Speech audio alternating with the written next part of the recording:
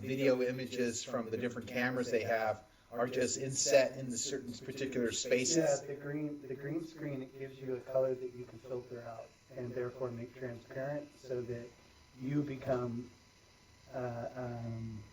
like a floating image. Okay, so for streaming, I don't know what we're going to talk about. We can talk about how fun this was, how weird it is.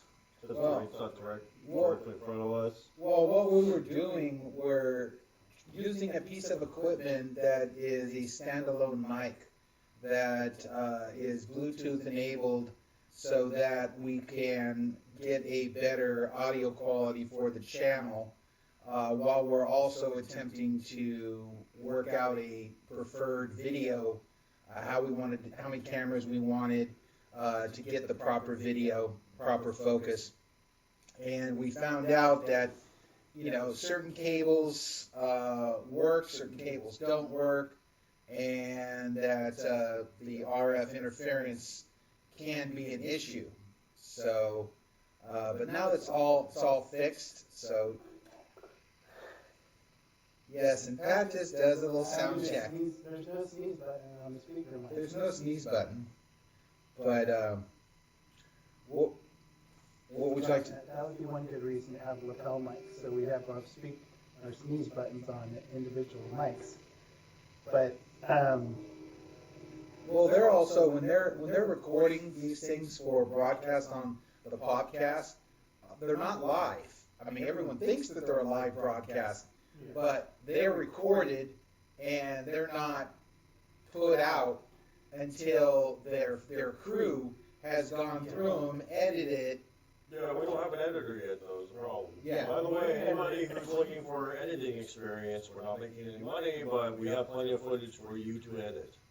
So if you want to get your hands on some stuff to fuck around with, hit me up. what was interesting was people that were streaming the New Year's Eve ball drop realized that it was actually the stream they were receiving was 1 minute after midnight because they weren't watching it live. Oh, I bet they felt cheated. I know, I would. For sure. Oh, wow. But yeah, so they were watching the stream and realized that, oh wait, it's midnight plus 30 seconds, you know, something's wrong here.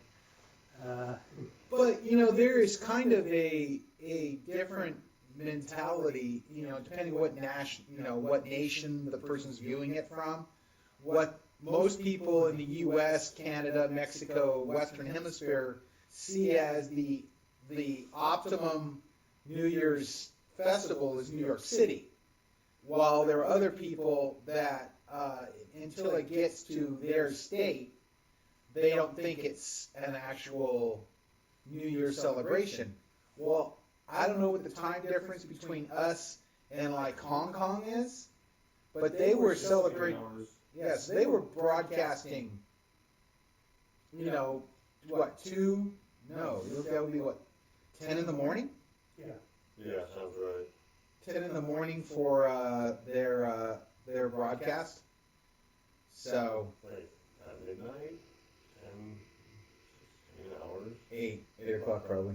Yeah, I was gonna say, no, something's wrong. Yeah. You need to get like they had at the airports, you know, 24 Well, o'clock. actually, most phones have that. I actually have that on my phone.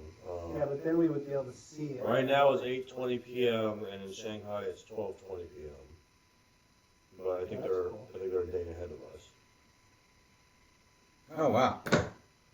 So, when we're doing our tests, we were actually talking about a subject that I had thought about was, because I'm basically a vidiot, and I collect a lot of videos from all different formats that are out there, and... Video for Ren and Stimpy? No, I never even bought. I saw the Ren and Stimpy stuff, but I would actually watch it while we were at our games, because they would broadcast live episodes on the same night that we were playing our game in San Jose. Live episodes of Ren and Stimpy? When Ren and Stimpy first came out. Like live action? How could that be live?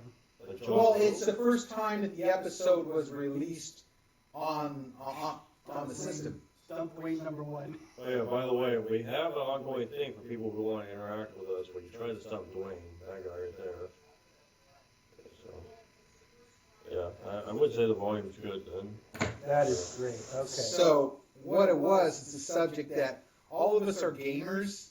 However, we all play different games, some video games, some paper and dice games, and some of us started in first edition when playing D&D.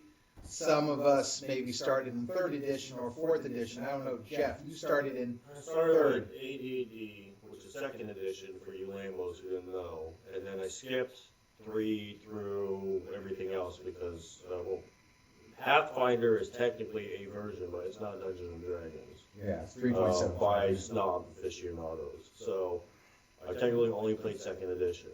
Yeah. Well, what I was just given the I'm trying to refresh Pat on the game, or not the game, on the podcast he missed. He had to go kill Medusa or whatever. Yeah, it was Kraken? The Kraken. Yeah, Kill the Kraken. It wasn't even that hard. You said it was easy. 15 minutes. We were ready for You it. could have done it at any time then. We could have streamed it. Yeah, you could have. Why didn't you? That would have given us some more content other than explaining about 12 and 14-inch guns on warships. Actually, that was a lot of content. Just the volume was low, was all. Yeah. But hopefully that won't be an issue Yeah. anymore. Yeah, the whole reason we came to meet today was to set up our setting so that we could stream live RPGs. Basically, And that, kill the Kraken. well, that's yes, but yes. So you're trying to tell me at the Citadel of the Emerald City, inside of their city hall, there's a toilet Kraken. So we could talk. There's a we toxic could talk toilet about the last game, the last Gamworld game, which would be a very interesting subject. Well, to talk here's about. my thing about it, and this also goes over to our Discord too, is about somebody's character and that person's not here, and they were not part of the conversation. Yes. Even though it's a public Yes. forum and they have access to it at any time, I feel like this is not going to come up until like the day before or of the game, which is really kind of like.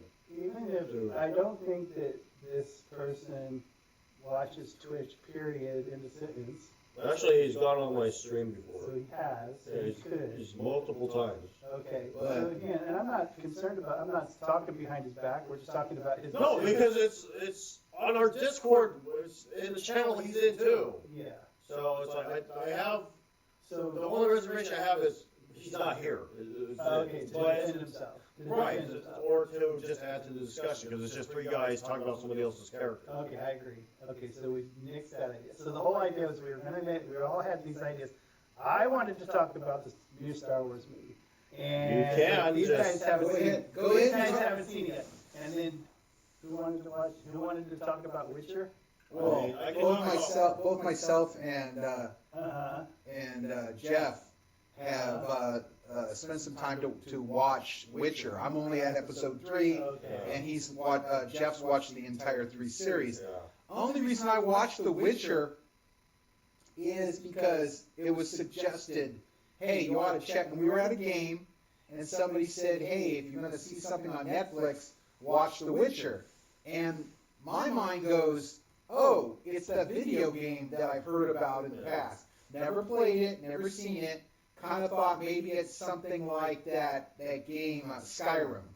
Maybe it's like Skyrim. Actually, yeah. And but I don't know about it. Yeah, I'm the same way. I'm not familiar with the canon. There's books. I haven't read the books. There's games. I haven't played the games. But I feel like Dom, who is absent, actually might be good for that conversation because he has one of the Witcher games at least. Because when we were talking about it last time, he pulled out his laptop and said, "Take a look at this," and there was The Witcher on his laptop.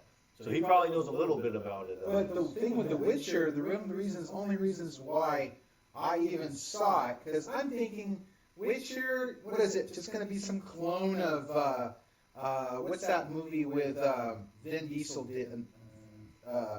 Last Witch Hunter? Last Witch Hunter? It's called Last Witch Hunter, right? I vaguely. It's actually, it's kind of a quasi version of like Highlander, in a way.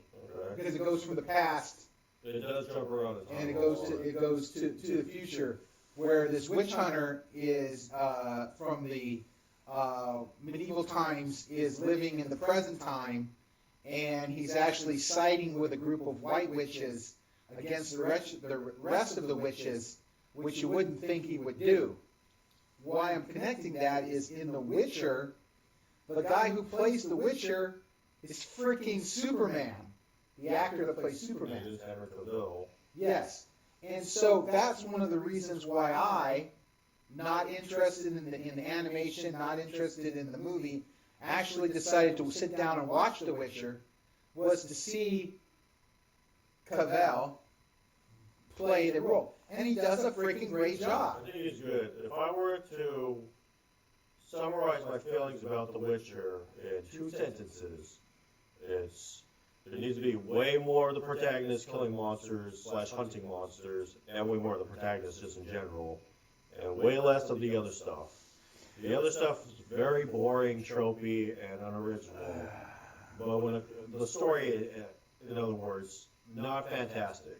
Yeah, But the stuff with Geralt of Rivia, which we've already said, not familiar with the character, but with Henry Cavill's acting and everything, it's fine. Like in general, the acting actually seems to be pretty good, actually, but the story is terrible. okay, but the thing is, I argue that point, Jeff, because the first episode was the money episode. It was the episode that had the most action in the first 3 episodes, I would say, and showed the most killing than the first 3 episodes. It had the more money. Hold on. As a caveat to that, because I've seen the whole first season, there's more fighting, and there's more gore, and there's more monsters, but if I were to put it percentage-wise, it's probably like 15 to 20% of the show versus 80% of this other stuff, Because which it's I've money. seen everywhere else. Because it's money. It doesn't have to do with money. The story is a story.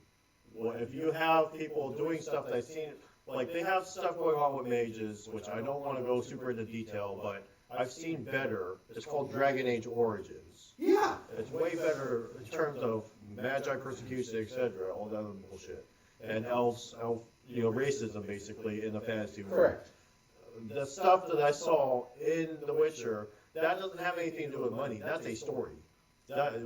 How you flesh it out and everything is I disagree. What he's saying is that when you're filming dialogue with 2 people, it's a lot cheaper than filming CGI. Combat Well, sequences. my point is, it doesn't take money to make the conversations better or the character choices better or different or original. That doesn't cost money. No, but That does not cost money. But generating more combat scenes costs money. But I'm talking about, if you're saying specifically the percentages have to stay this way, I'm saying it doesn't have to be the same story. Oh, I Like, understand. you can change everything that's happening if you want to keep the action to, story ratio. I understand. The story's just not that good. When I get back, I'll get back You to want the. more action than that. I'll get That's back. what I like, but if it's set this way, I'm just saying the story's bad. Well, The story's bad. I get back to the I'll get back to the money angle, and what I'm getting at is there was a show in the early '90s called Xena Warrior Princess, and Xena was so tropey, so shticky that it could be blamed for all the exact same issues. What I'm talking about money is the fact that they had to pay Cavell Xena was born from Conan. big more like Red Sonja, but which is Well, Conan. it was born Yeah. from Conan. But they had to pay. There wasn't any big name people in Xena. Lucy Lawless what did she do? I don't know anybody that did. So they could they filmed it in Australia or New Zealand. I think it was Australia. So they had low production values.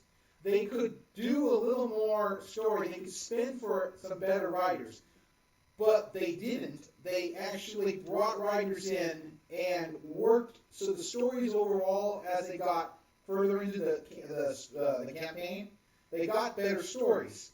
I'm seeing that Cavell probably took a third of the entire budget of the series is his salary. Okay.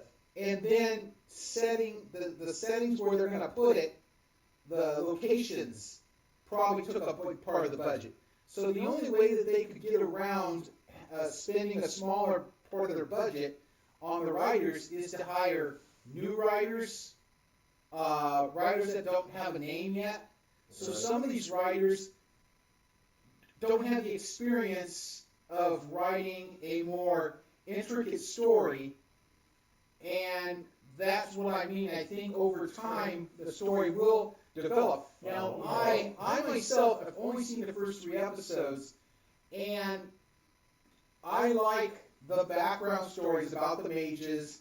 I like the background story of Cavell and what's going on with the. Well, without a spoiler, there is a royal, a girl in the adventure that is escaping persecution, and they believe that she's fated to destroy the world. Okay. Not an original storyline. I understand, but it basically will be hooked up with either some kind of romantic situation with the Witcher, or the Witcher will have to decide something. Again, if we are gamers and D&D players that demand a higher level of stories from the adventures that we see, we raise the bar. That's fair. Okay. The persons that are watching The Witcher, they're looking for something that attracts their eye. And if this attracts their eye and they repeat, we discussed this, I think, a couple sessions ago about the difference between doing an episodic 1 week situation versus doing one where they release the entire first season on Netflix in one day. Yeah, which is what they did. Which is what they did. Now, there are bonuses to that in the fact that you get more people really quick streaming the whole series if they like it, but it doesn't. I prefer to be like once a week. I've got an episode that I can say, oh, cool, I got the new, like when Buffy was out. Every single week, a new Buffy episode, a new Firefly episode. Yeah, I'll tell you what the problem with that is that, you know, for example, one of my favorite shows that was canceled basically was Caprica. And Oh, wow. Caprica, that was Battlestar Galactica and the prequel to Battlestar Galactica. Before the Cylon War. Yeah, and so basically, whether or not they came on every week was based on the numbers from the prior week. It was horrible. They you know, you turned in at the time it was supposed to be on, and it may or may not be on. Yes. And they wondered why people drifted. Yes. You know, when they say, oh, well, they didn't even tell you it's not going to be on. Oh, it's just not on. And then you don't hear anything about it. Nobody has a TV guide anymore, so nobody looks forward more than 7 days on their, you know, whatever. Nobody looks forward 24 hours. Yeah, I know. Your cable. Your cable, it's incapable of doing it. Yeah. It doesn't give you a TV guide after. Yeah, keep going. Just keep going days forward and see how far forward you can go for it. Oh, wow. Yeah, because on the system, when I watch stuff over at, say, Mom's house, she has a cable company that's pretty big out here in the Central Valley. Can you mention? What? Can you mention? Whoever, hey, sponsor us, by the way. Okay. Yeah. Charter. So Charter is a major cable company in the Central Valley, and they have Charter on Demand, and they have Charter. They have different, you know. They have a system where you can go in, you can scroll through all the different channels, and you can see things that relate. You can get a lot of similar movies that you want to see, similar to like Netflix, Prime, you know, Amazon Prime, Okay. and such. Yeah, sponsor us. So what Caprica did, which was they canceled the show, but they finished the last 3 episodes. But however, they were produced in Canada, so they chose not to play the last 3 episodes in America because we didn't support them enough by watching the show and keeping it on the air. Whereas when you're streaming and you're dropping the content, you're kind of divorcing yourself from the advertising revenue stream. Yeah, I understand that, but you see, it doesn't really. I'll say the other side of it. Okay, pull back to like the early '90s, the UPN, United Paramount Network, that was centered around Star Trek: Next Generation, and basically Paramount, that was a big cash cow. Star Trek is a big cash cow to them, so they wanted to basically make their own network, such as what CBS On Demand is doing currently with Discovery and other products that CBS has. But in my opinion, CBS has got so much material that it could be giving to its people on CBS On Demand, but is failing to do. But Sponsor us. Yeah. But you gotta tell them they're a great company. Well, no. We don't have to say that until we're contractually obligated to. see, the UPN basically understood that shows support each other. They get people to come onto the channel. I mean, we knew that from like watching Thursday nights on Channel 4 in our area. You would see the Bill Cosby. Then you would have, after Bill Cosby, would be A Different World. And then after A Different World was Cheers. And then after Cheers was Frasier. They locked Thursday so much, that block, they were able to ask for revenue above and beyond what other stations were giving. And the other stations were moving shows off Thursday night because they don't get ratings. Ratings equal sponsors. Sponsors equal revenue. So what I'm getting with UPN is the fact that they knew that if they had Next Generation, then they released a show called Deep Space Nine. People that came in and wanted to watch Next Generation would say, "Oh, Deep Space Nine's on next, so I'll watch that." And then they had the show that wasn't connected to them, but had the same viewing kind of criteria, which was Babylon 5. But the problem is, though they showed the episodes back to back to back, 1 week, They became Sci Fi Network? they moved. No, there's the shows with the UPN crash and burn. That was the nexus of all of the failed sci-fi shows, was the Sci-Fi Network. That killed Caprica, that killed, I believe, Firefly. Well, Firefly was that they didn't have the audience because they moved it to a different time, Yeah. and they also, the network changed the content, and they wanted the big act. If anybody goes to like a store and picks up Firefly, it's the first season, I mean, you'll love it. And the fact is, when you watch it, you'll notice that the episodes are all out of order. Well, no, the television, when they showed it on Sci-Fi or showed it on the original network that it was on, which was... I thought it was Sci-Fi. But anyway, the original network that showed it wanted an action sequence. So they didn't give Josh Whedon his attempt to give you all the information about the brown coats against the inner planets, the war, how the outer planets were persecuted, all the meat and potatoes, and all the introductions of all the characters. He couldn't give those because they wanted him to use episode 2, the train wreck, or the train job, as a template because it had action. It was pretty good. It's a good episode, but it basically threw everything all out. You don't have, if you never saw the end of the right episode, you didn't see why they acted the way they acted, how they interacted, and how they met each other. And, the setup is what Josh Whedon was why he released the series in the way he did.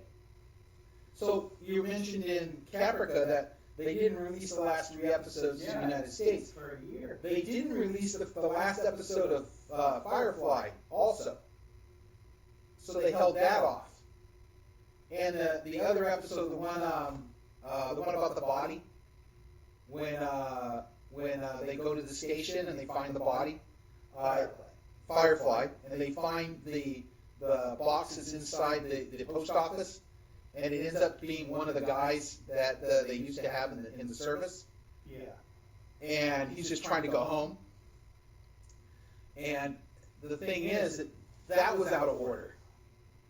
So I'm just saying, I think if you do it as a 1 episode per week, you give your network and your people and your shows a chance to work off each other.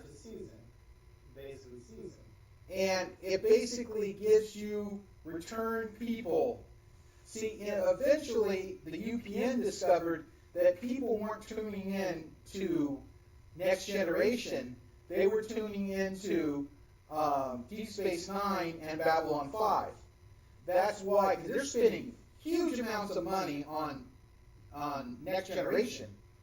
And they weren't making a huge amount of money on Babylon 5. So they saw Babylon 5 as a competition. So then that's when they booted Babylon 5 over, and they went to either Sci Fi or TNT. Yeah. Yeah, I think it was Sci-Fi. So, I'm gonna go get some refreshments because I'm not really in this conversation. well, Jeff can be in the conversation. I can. Okay. So to get back into the conversation, Witcher, one sentence. It's like TV 14, but with some sex. There you go. So would you say that The Witcher has benefited from Game of Thrones and the success of Game of Thrones? If it's trying to do Game of Thrones, it's like Game of Thrones for middle schoolers. So there's a ton of movies that follow that, not movies, of series that follow that template. One is the Shannara series. Yeah. Then there's The Expanse. Oh, The oh, Magician. oh, come on. All of these shows Come are on. targeting the millennial people who are a younger audience who like to have, they like to see graphic content. They like touchy-feely. They like pansexual interrelationships. Yeah. Apparently, if you apparently. didn't like it, or we're formatting them to like it. Yeah, unfortunately. The thing, like, it's really hard for me to accept when you classify The Expanse in the same category as you do The Magicians. I know, but they're so similar. No, far. Well, they're similar in the interpersonal relationships. If you look at if you take the setting out of it and just look at the characters, there's. What is The Expanse about there? It's Oh like my God. It's a space Opera. It's a space Opera. opera Like they sing. series. No, space opera is Yeah, a I don't know. galactic Yeah. spanning story of multiple story arcs that all have to do with the geopolitical things that are going on between Earth and the Belters. Okay, stop. Pause. Okay. By that definition, does that mean anything that's defined as epic these days? I would say no. Why not? Why would you say Game of Thrones isn't an opera then? Well, I guess the question is what is an opera? A Well, space opera to me is very grandiose, very flashy. And Game of Thrones isn't? Game of Thrones. In fact, I would say looking back at it now that it's ended, that's really all it was. Space opera is more. It is more. I'm relating space opera to the example of the actual game by Fantasy Games Unlimited called Space Opera that came out in 81, 82. Is it a board game? No, it's a role play game, paper and dice. Okay. It's one of the few games that you could actually die in character creation. In character creation, Character you creation, can die? you can die.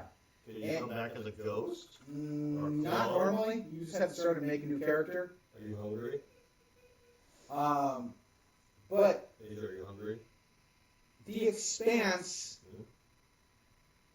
is, if you get into it, you'll either like it or you won't like it because you're not into the politics and got one aspect. You have one of the ladies that's one of the advisors to the Earth's United Nations, where she is big into the politics of how Earth has to deal with the colony on Mars, who's basically trying to break out and be independent.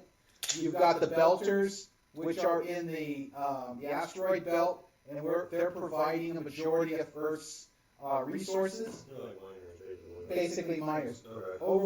Overworked, subjugated miners that are basically trying to assert their right to be treated like regular people instead of Second-class citizens. yeah, they are treated as second-class citizens. In a lot of these space opera or the big higher fantasy science fiction stories, it talks about like the mega corporations running everything. Yeah. You mean our eventual future.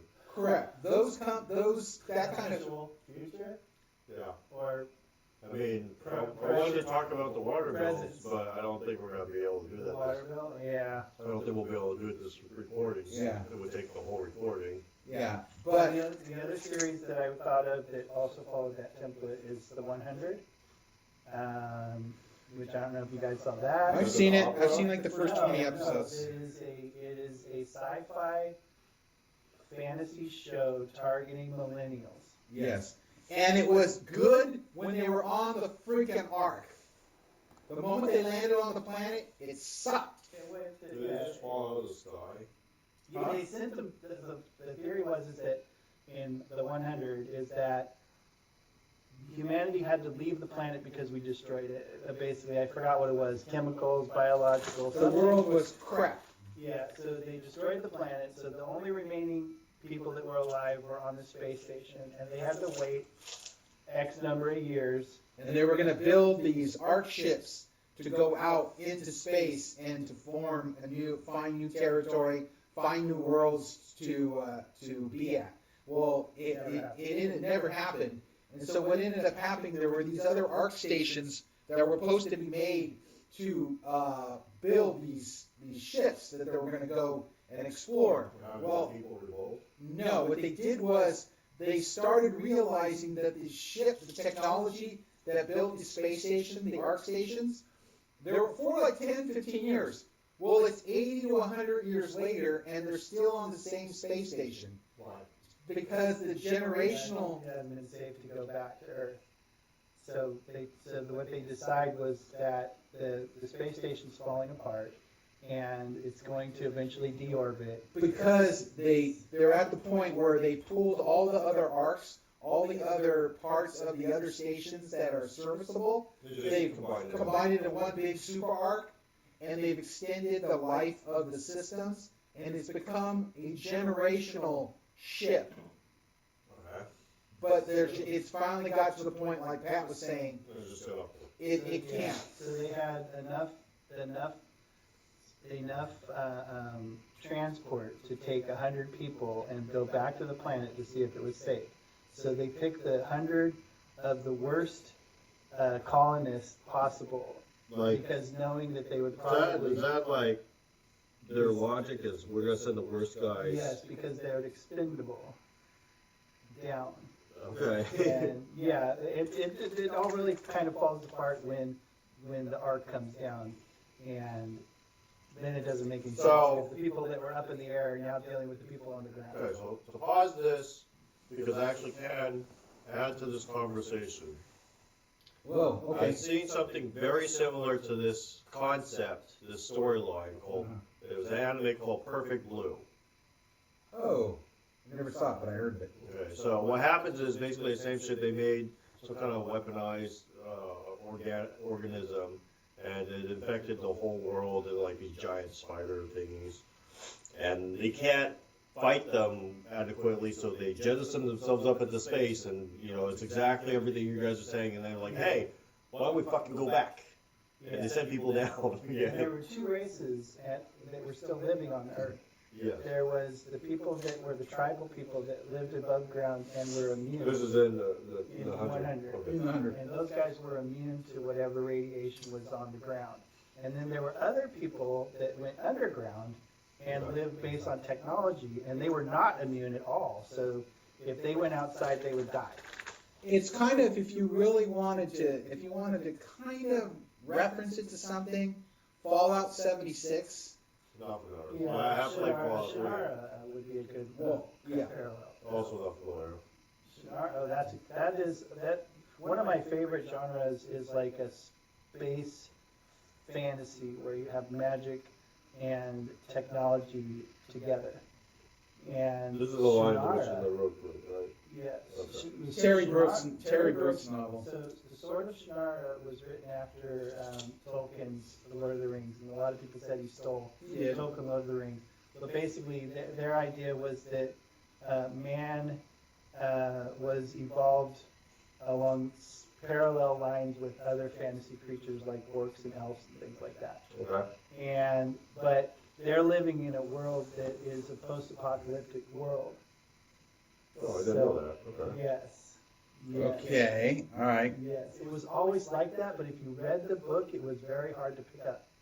Because they were like, instead of saying they found a helicopter laying on the ground, it was a metallic bird that must have flown and fell out of the sky, things like that.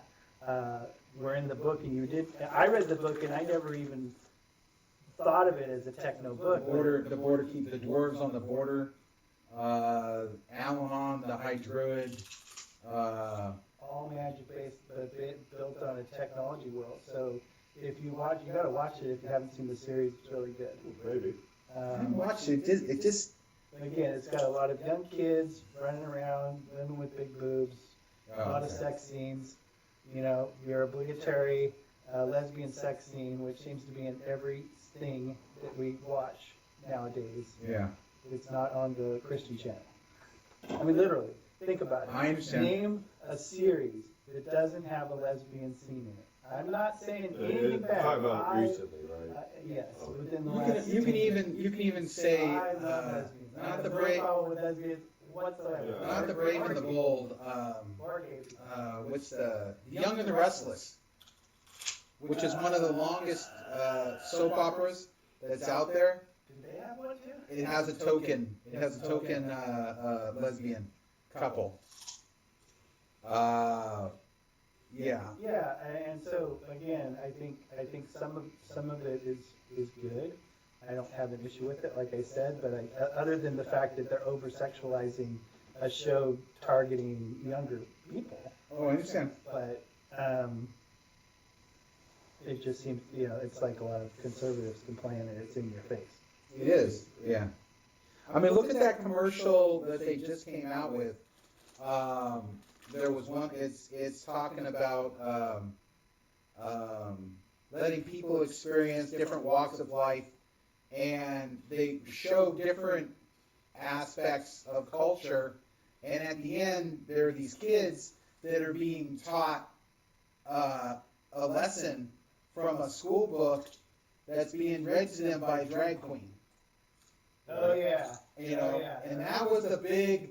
That was the big. RuPaul, wasn't it? No, it wasn't RuPaul. It was. The problem with that was that it was in Seattle.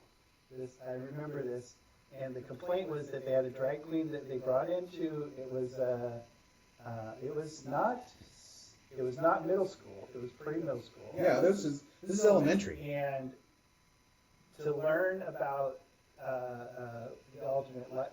I don't think he was even. It wasn't even expressed that way. It was just a. He was just there to give them Story. interaction with and a story. Yeah, and So so he would what? complain because they had pictures of this guy laying on the ground with the kids laying all around him. That's it? Yes. And Like they weren't even touching him or anything? I mean, they were touching him, like this, Are but they wearing what, clothes, you weren't fishnet clothes. stockings or something? No, it's just the fact that it's basically adjusting by degree. It's like that thing about the frog, and if you take a frog and you put him in hot water, he'll jump out. But if you put him in cold water, he'll just sit there, and if you slowly increase the temperature degree by degree, he'll actually boil to death. Is this for or against homophobia? I'm confused. It's not either way. It's not a way. It's just describing how People culture, react. people will I'm react. saying their reaction, Their reaction is definitely homophobic. I mean, like, what do they think? I'm confused because, like, let's say, Because they believe that there's a certain. stop. Okay. Let's say this did not exist, and then the same children that they're concerned about happen to go to a big city and they see drag queens. Like, what happens? Like, Well, the difference in their is- mind, what happens? Is they don't want people to go to the big city and see drag queens and start asking questions. This is not a matter of what they want, Yeah, it's what happens. This is the same problem I have with people who are like super anti-gun. It's like, stop telling me what you want. This is what happens, tell me what happens in this situation. Well, You know what I mean? the kid would go home and start asking questions. Daddy, why is What's that? wrong with questions? I don't know. I don't Yeah, understand. the thing about it is I think that 99% of all this bullshit is caused by the parents overreacting. They were called the helicopter parents, basically. Yeah, I mean, it sounds like, So, I don't, because think about it. Go ahead. I don't understand what the problem is. Yeah. You not wanting that to happen doesn't mean like when it happens to your kid, it's just magically poof, it's undone. Like the kid's in that situation. So what happens now? They think this person's like an alien or something. They think that he's going to sexually abuse the children. That's what they think because of their proximity to the guy. No, But what does the kid think? No, the kid probably doesn't even know what's going on. Well, It's that's like like- 99% of the time, like I was saying, the kid that is oblivious to what's going on, is completely, has really nothing to do with the parents' bigotry in this case. well, It's because it's the parents' bigotry that causes their negative reaction to whatever circumstance that their children are interacting with somebody that's gay. But I don't think this is a good subject line to talk about. Why? Because it's a sensitive subject to a lot of people, particularly conservative people who would agree. They don't want their children anywhere around any gay people, period, in sentence. Okay, The question is, what percentage of Americans is that? That's not my question. My question is, why is it too hot to talk about? Like, if you're not open to talking about it at all, then how can you ever grow as a person? No, I agree. I agree with that. but it's all the political correctness bullshit that's out there that you can't talk. It's Well, we were talking mostly from a right side perspective, and now this is a bit more of a left one in comparison. well, no. What I'm getting is political correctness in this country has gotten where you can't say anything. Where it's like, here's an You can't say example. anything without it being construed as racist, Yeah. basically. For example, if someone says, "Hey, I don't condone what you're doing, Okay. but I'm not going to say you can't do it, but don't try to imply that what you're doing is right, or what you're trying to do is what you should do." And so, Yeah. So the Antifa movement, if you want to go that route, is Yeah. going to Sure, say, okay. hey, no, it's not good enough to stand by and let racism happen. We have to fight it, and fight it physically and with violence. Okay, now, some people might be Antifa, watching this say, oh, we don't hurt people. No, you do. Yeah, You're in a right. phase. It is what it is. it's your right until it becomes physical violence. I agree with that line. I mean, like, if we're at the point where people are just talking, and I've had podcasts about this specifically, where it's like, you need to stop with the censorship shit. Like, Yeah. people have their own opinions and their points of view, See, they don't- and you need to teach them better. You don't fucking, like, start slugging them and threatening them with violence. That's the wrong way of doing things. No, yeah, exactly. So, Yeah. that's, I don't give a It's shit. just, it's raising society as a bunch of milquetoast, Yeah. thin-skinned. It's Penny bad. waste. The thing is it makes a mental basket case out of people. And I'd say a lot of questions, what do I mean by it? It being the mindset that children in particular and everyone in general needs to be protected from reality. Yeah. Yeah. Oh, so specifically about that, that's like what I was talking about. You know, you want to protect your kids from everything, but that doesn't mean you can, because they're not going to be glued to your hips forever. Yeah. So when they are in that situation, They don't what know do you think is going to happen is my point. They freeze up. They don't know what It's to like, do. it's like the parents that say, no swearing around kids at all, which I don't think you should swear around kids, but like, what happens when somebody else, somewhere else in the world, swears around your kid? Yeah, Like, they what? come home and It's gonna fucking explode. What they're gonna happens? say, what does fuck mean? And they're gonna say, oh, well, that, you're not supposed to say that word. Well, that doesn't answer the question. No, it doesn't. That's my point is like, where is your train of thought? So no, when it actually does well, happen. again, what it is that, education is fine, but it's when one group of people, instead of just trying to get a similar right, want to impose their condition, They want to impose the minority condition as a majority to the acceptance. majority acceptance. So, for example, one is them. Again, this is the Jewish Defense League, the American for Disabilities Act, all these things that want to homogenize the world for the minority. If that makes sense. That's kind of a little grand to say. But, Well, I understand some things, like you should not be allowing people to call each other racial slurs yes. or whatever kind of slur in general. But if you talk, because this is tied into Voicemail podcast, by the way, that was the podcast we talked about. This is tied to some of the podcasts I've done, episodes specifically about freedom of speech, and we talk about the Jewish League against defamation or whatever. They're one of those people who's like, no, censorship, censorship, censorship. And that's why I'm like, you don't teach people shit by just trying to shout them out and say you can't say shit. You teach them better. Like, engage them into the debate and teach them better. I agree. That should be so one of the things that drove me nuts is, okay, when I was growing up, when you were affirming something with somebody, you would say it's okay. Yeah, okay. It's okay. And when you say okay, then you got the okay sign. Oh, the John Cena sign. Okay sign, yeah. This is now it's evil. Now this is John Cena is now evil. Well, here's the thing. The What was that? What's the whole? Because I've heard of that on the news. Yes, the JDL said that this is an anti-Semitic sign, not necessarily. So when you say okay, then they interpret that as says okay to be racist. What? And this sign, this sign has a lot of things. But there's this. I know. When you go like this, which is BC in you, Yeah. which is part of Illuminati. the prisoner. Illuminati, I know, but that's also Illuminati. This is also 666 because you have the 6 Like a gang 3 sign? signs. 3 signs. No, Illuminati satanic. is a I know who the Illuminati are, cult, but basically.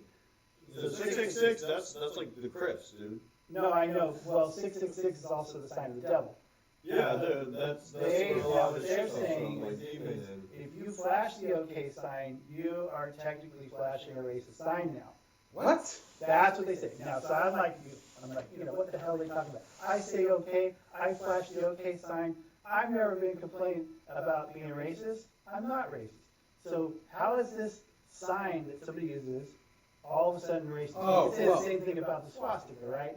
But in a lesser sense. If you say, but see, if you bring up the swastika, you're also talking about, The Hitler regime. no, before that, that if you reverse it, it's a Hindu symbol of protection. Yeah, I know, I guess it follows along with if somebody is using your symbols or your culture to Misappropriation. yeah, Yeah. it's kind of like reverse misappropriation to say that, oh well, you know. Well, I like, don't want to like, get off the tangent because I actually have a question. Here's like this How many people in this organization numerically use the OK sign as a racist thing? Like, talk about numbers. it's probably hundreds, maybe. but it's not. Not even thousands? Here's how this came up. Not even thousands? Here's how this came Tens of up. thousands, No. hundreds of thousands. It could be tens of thousands. It's just Could be that. tens of It could be tens thousands of thousands. of It people. could be, but probably none. It's probably none, to be honest. And that's what I thought. I'm like, no, this is bullshit. So what happened was this black family went to Disney World, and they met with, or was it Universal Studios? God damn it, I'm sorry, Disney, don't censor me. Universal Studios, they had who's the little yellow guys? The Minions? The Minions. And the leader of the Minions is... Gru? Yes, Gru. Okay, so he is taking a picture of himself with this black family. And this whole thing came up because when the family developed the pictures, there's Gru with the OK sign with his hand around the little girls or little boys. Well, hold on, because Yeah. you have it turned to the way where when I was growing up, this is like, don't look at my dick. When you look at my dick, I'm gonna hit you now. That's what it's upside down like that. To me, that's Yeah, what so then I thought, well, you know what? This has some credence to it because why would he do that? And I looked at, when I saw that, I'm like, you know what, this is bullshit. I searched Gru, and I looked at every single possible animation frame I could find online, just Holy to see, shit, dude. just to see if he ever used that sign on the show that would explain why Gru the character, the actor playing the character, would use that sign in a picture with a black family. And I couldn't find one, and that's when I said, you know what, this is probably true that some people are using it for that. Okay. Why? It's like, it's the other stupid thing is like ashtray, Shrinky Dink. That was another, Shrinky Dink. I'll shrink it in. Shrinky Dinks. Product in the 70s and 80s that what it would do is you would get a thick plastic sheet, and you would draw and you would color it. And then what you do is you cut around the shrinky dink, and then you put it on a plate and put it in the oven. And what would happen is it would shrink down to a plastic charm that was now colorized, but it would be about that big. And you could use them. So, the Jewish Defense League decided that when people were talking about shrinky dinks, they were talking about throwing Jews in the oven. And that people started using that. You can use it to make any kind of charm shit anyway. Yes. That's correct, yes. And they said that so in other words, people are watching media, right? They're watching the world, they're watching people's Facebook feeds, they're looking for signs of anti-Semitism in particular areas. Like this thing Yes. you're talking about. Okay. And they said, well, people are starting to use the word shrinky dink because they don't want to be filtered. Wait, how long ago was this? Recent, this is all recent stuff. I didn't know anything about like Look shrink. it up, shrinky dink. And it's like, oh, now that is on the list of anti-Semitic memes. Well, why is it related? Because it's The- so here's, it's just like the swastika. The media. Nazis used the swastika to use as Yeah, a but lots of symbol Nazis power. used it. Well, I know, but the point, so what they're looking for. They used is it. to They see- used it because Hitler was Hitler was into oh God, what's it called? Mysticism. Yeah, but my point isn't who, it's how many. How many people were doing it. Lots of fucking people were doing it when you talk about the Nazis. It was their whole nation. But they didn't all worship the flag. No, they didn't, but like a vast majority of the population But did. the JDL is looking for any signs of anti-Semitism, and their whole purpose is to destroy it. They want to Have they eliminate it. heard of teenage kids? It doesn't matter to them. If somebody, if somebody draws, a swastika on a school, for whatever reason, it's considered anti-Semitic, period. If you, in Europe, I want to say most countries, most Western European countries, if you criticize Israel for policy, it is considered anti-Semitic. That's interesting, because I have a lot of criticisms for Israel. A lot of people do. And they're trying to make criticism of Israel synonymous with anti-Semitism. Yes. That's just wrong because, So they can do whatever they want, regardless of how evil or immoral it is, which is a lot of my criticism towards that country. I agree. I I guess I'm on the other side of the spectrum. yeah, it isn't though, but because I understand your position. Go ahead, state your position. No, I was just commenting that we can have varied positions and it doesn't make you or me wrong. That's just our position. Okay. And we have to, we can learn from each other to see why we each have the position that we have. But my problem is the media, and I do differentiate between the media and the press. The press reports the news. The media reports their opinion. There's no press. Yeah. There's no press anymore. So It just doesn't exist. when I was going to give you a comment about reversing a symbol, Yeah. okay, what's this mean? Yeah, because, Two. I mean, theoretically, the No. reverse of any symbol is the opposite of it. No, this is okay. Two. It's peace. Two. What's that? Victory. Deuces. Okay, yeah.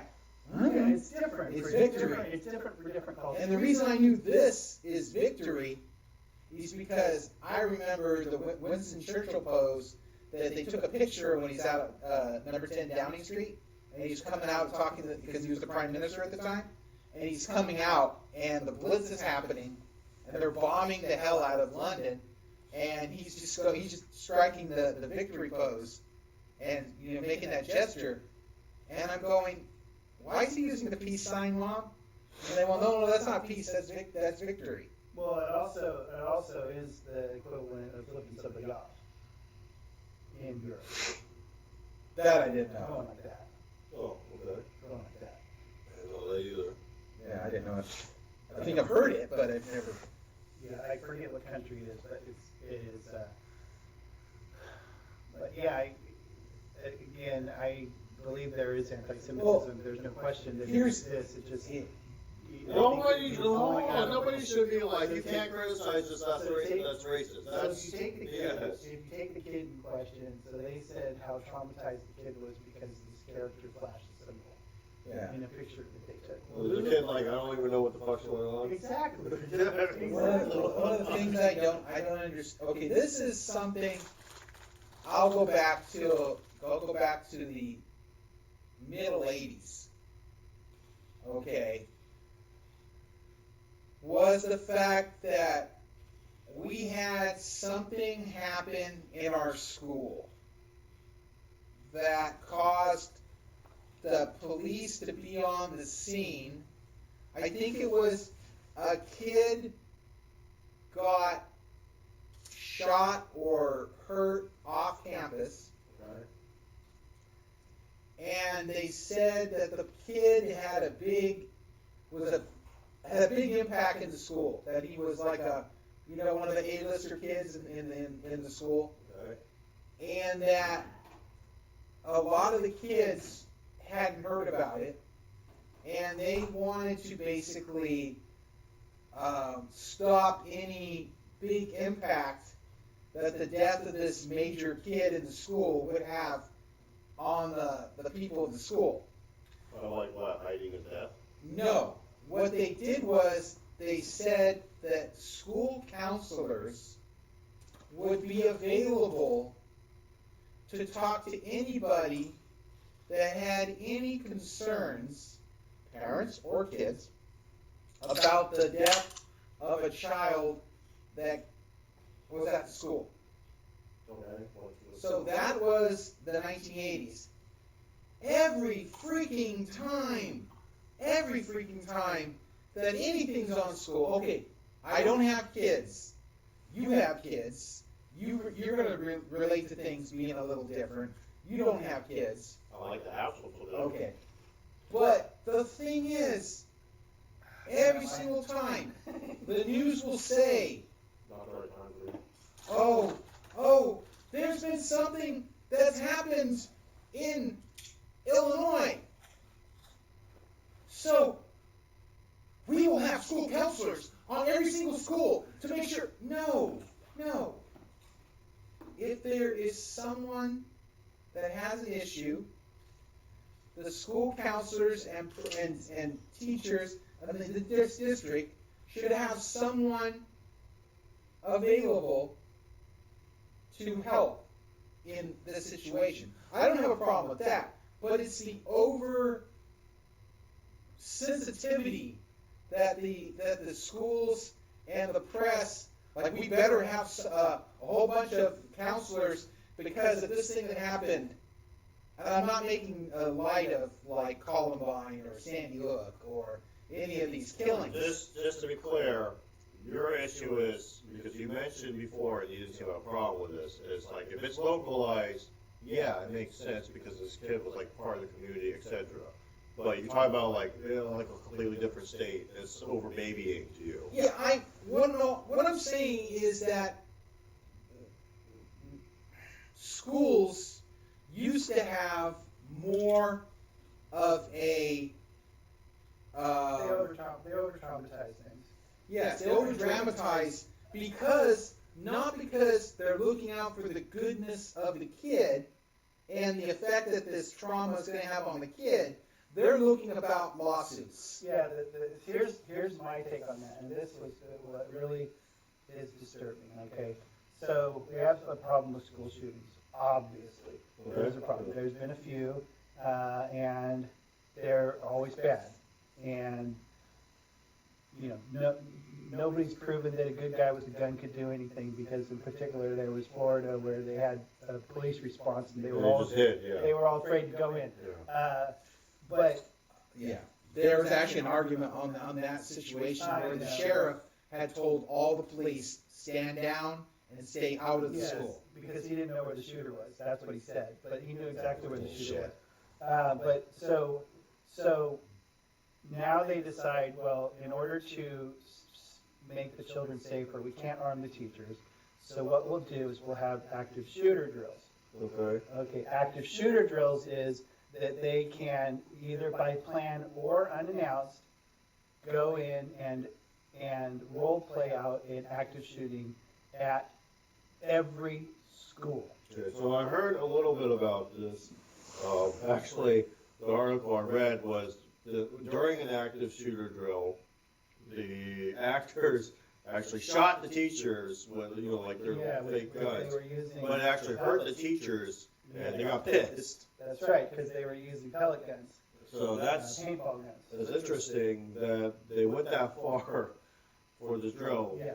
Not only that. And the idea is to not traumatize your kids. You're supposed to teach them, hey, in this emergency situation, do this. And So they instead, do so by traumatizing all the kids. yeah, like, well, they got shot with a pellet gun and they're fucking freaking out. What happens when you get shot by a real gun? I know.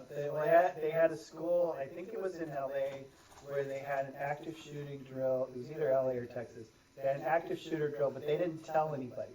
It was a surprise one. It was a surprise. They didn't tell anybody. So what happened was they go in with shooting and role play with people on the spot. But there's also 1,000 kids in that school with cell phones. Yes. And what do you think they did? Instead Called of, their parents, called the police, called everybody they could, and said there was a fucking active shooter at that high school. what are the response times? for For anybody, for the parents, for the police, do you started filling up, and the area around the school started filling up with parents that were going there to save their kids or whatever, Right. respond in whatever way they could. Okay. So yeah, it was a huge problem. But they didn't tell the parents, they didn't tell the students, Okay. they didn't even tell most of the teachers. Yeah. So I wrote an article about that a while back. But what I'm just getting at is that education on its own, practice and stuff on its own isn't bad, but it's the media's attempt at over dramatizing things, over sensationalize. Okay, you're both too young to remember that one time in the past, the government did even more severe unprovoked attacks, which was the duck and cover drills. We had duck and cover for earthquakes. No, There was Or Atomic. invasions. Atomic. Okay. Yeah, you're not that much older than me, buddy. For me, it was earthquakes, Yeah. but I don't know. Yeah, It's no, the same we had- drill. How old are you? 53. Yeah, I'm 56. Yeah, So yeah. I went to the atomic age too, asshole. And But I used to remember in 3rd and 4th grade watching old civil defense, movies about duck and cover, and because at the time schools could actually get movies, you could actually buy, and one of the cheap movies was the government's drills that they used to have. They have the ones on the duck and cover about the earthquakes, and they show you like why jeans and a rolled up t-shirt was a thug yeah. related. So, wait.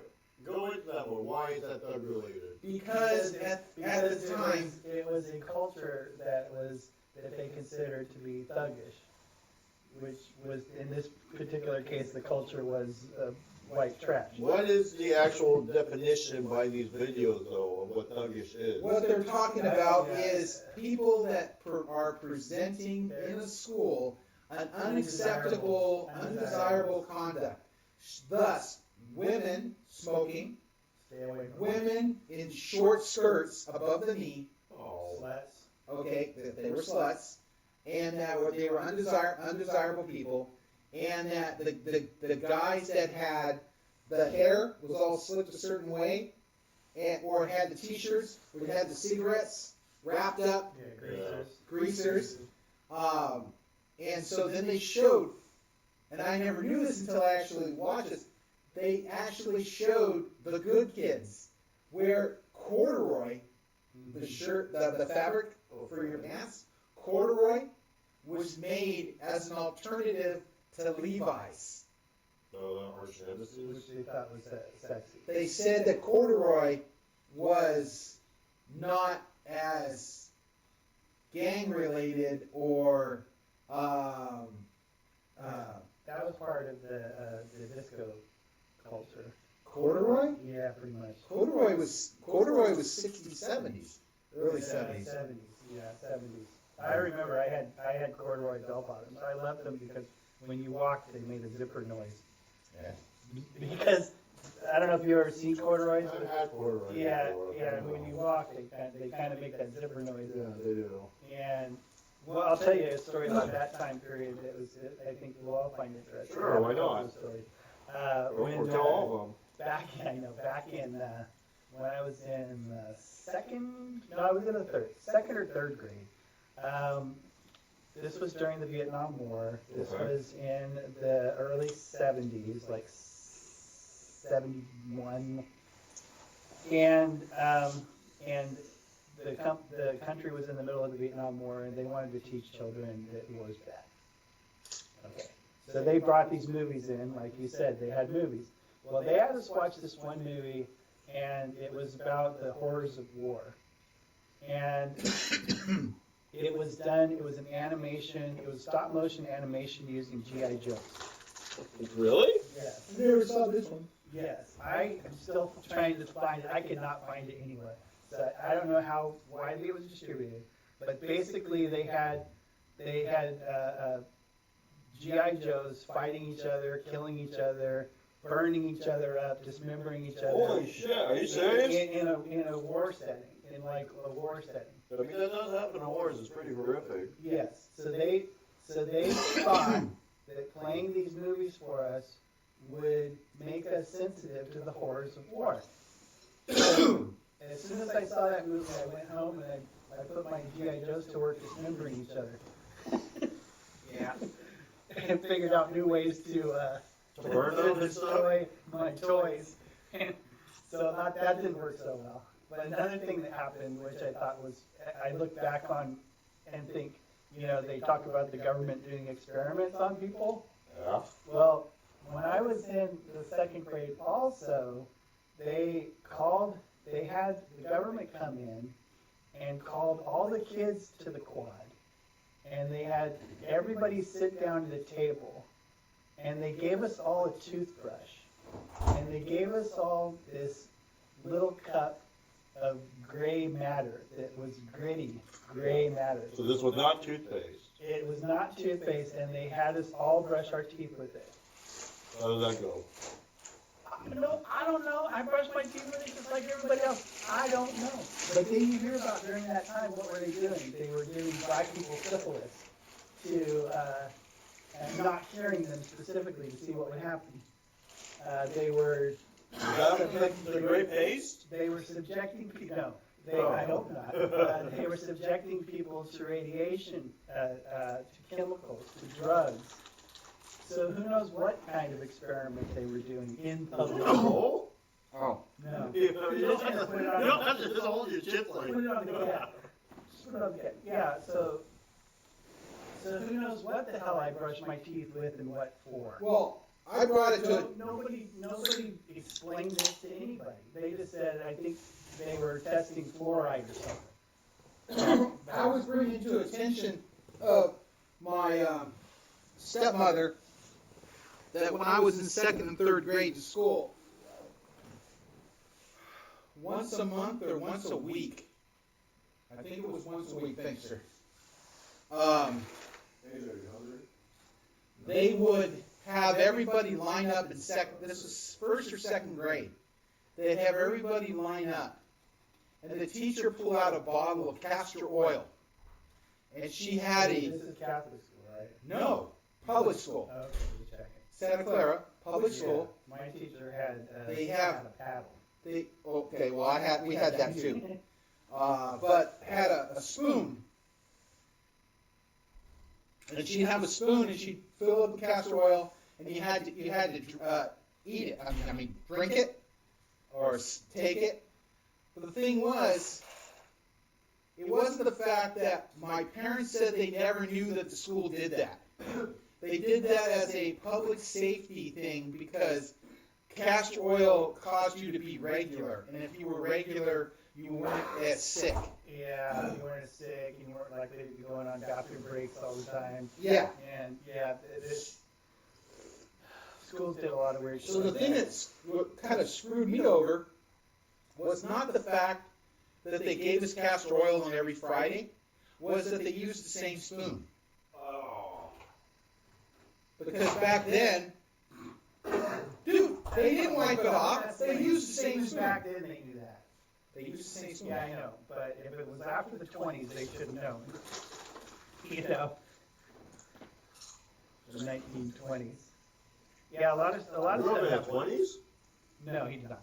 A lot of things happened back then. Back on the subject of cultural misappropriation. Uh-huh.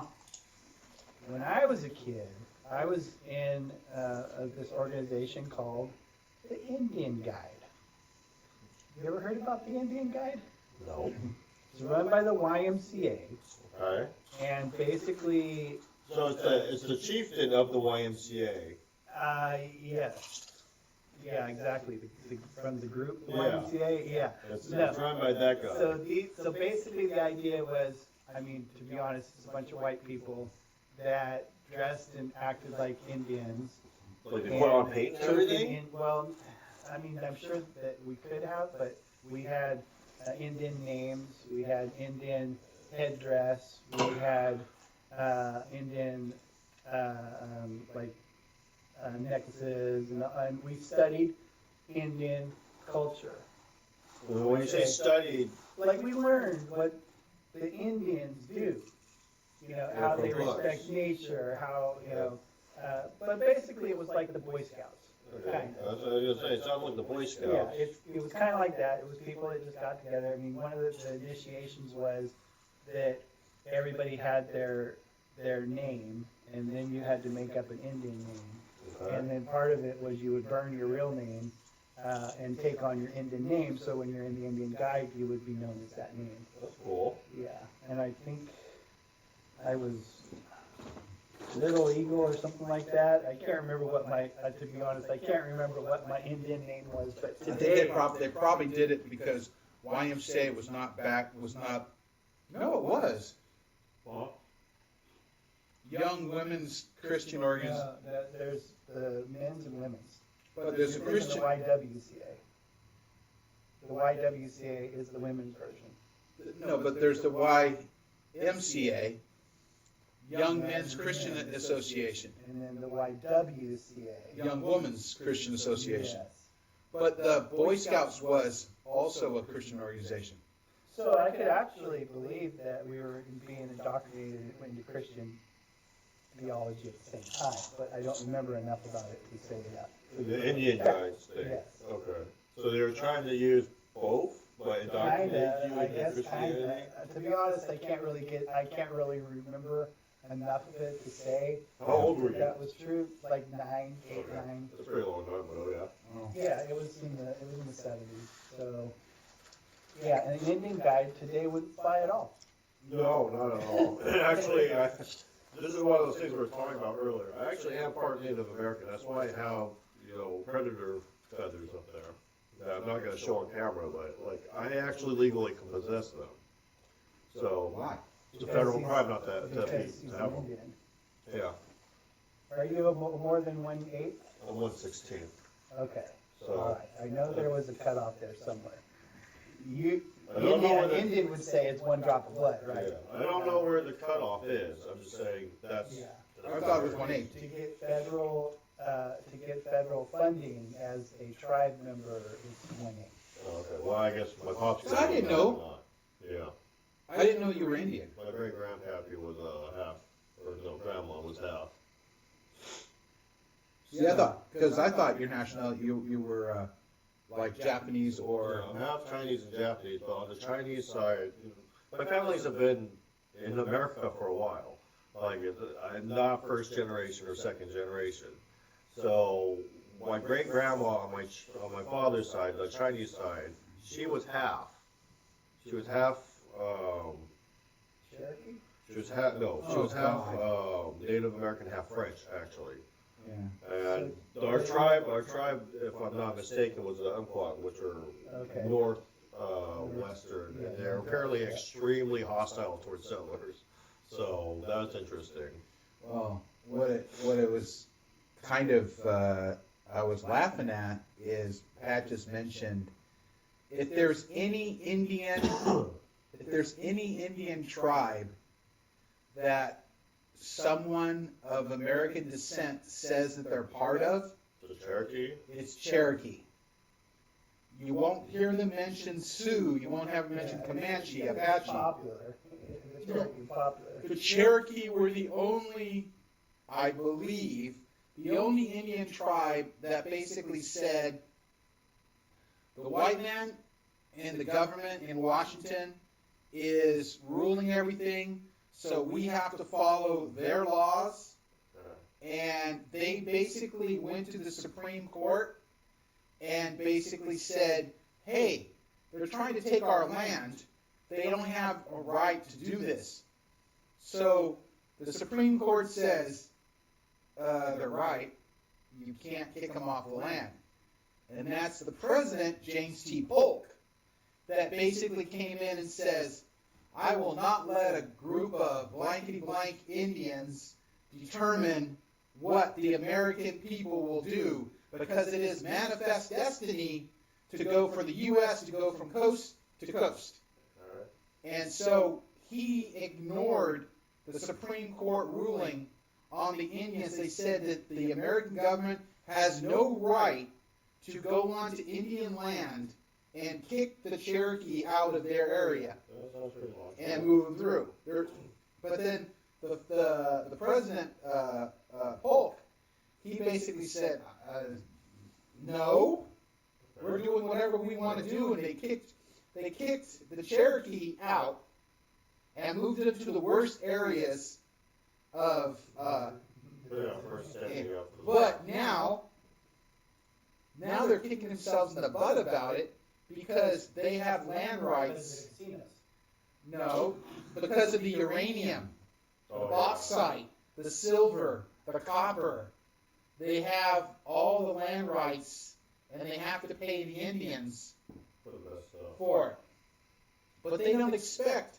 I mean, because at the time, what do we do? You know, I think it's called the Trail of Tears, which is when they migrated the Indians across the country. They gave all these blankets. Now I don't know if this is an urban legend or not. It's not urban legend. That they gave all the Yeah. no tuberculosis and smallpox. It's all bad stuff. That was. They were that infected. happened. That happened. Yeah. That was our gift to the Indians. But that's why it's popular to be Cherokee, is what you're saying? No, the Americans consider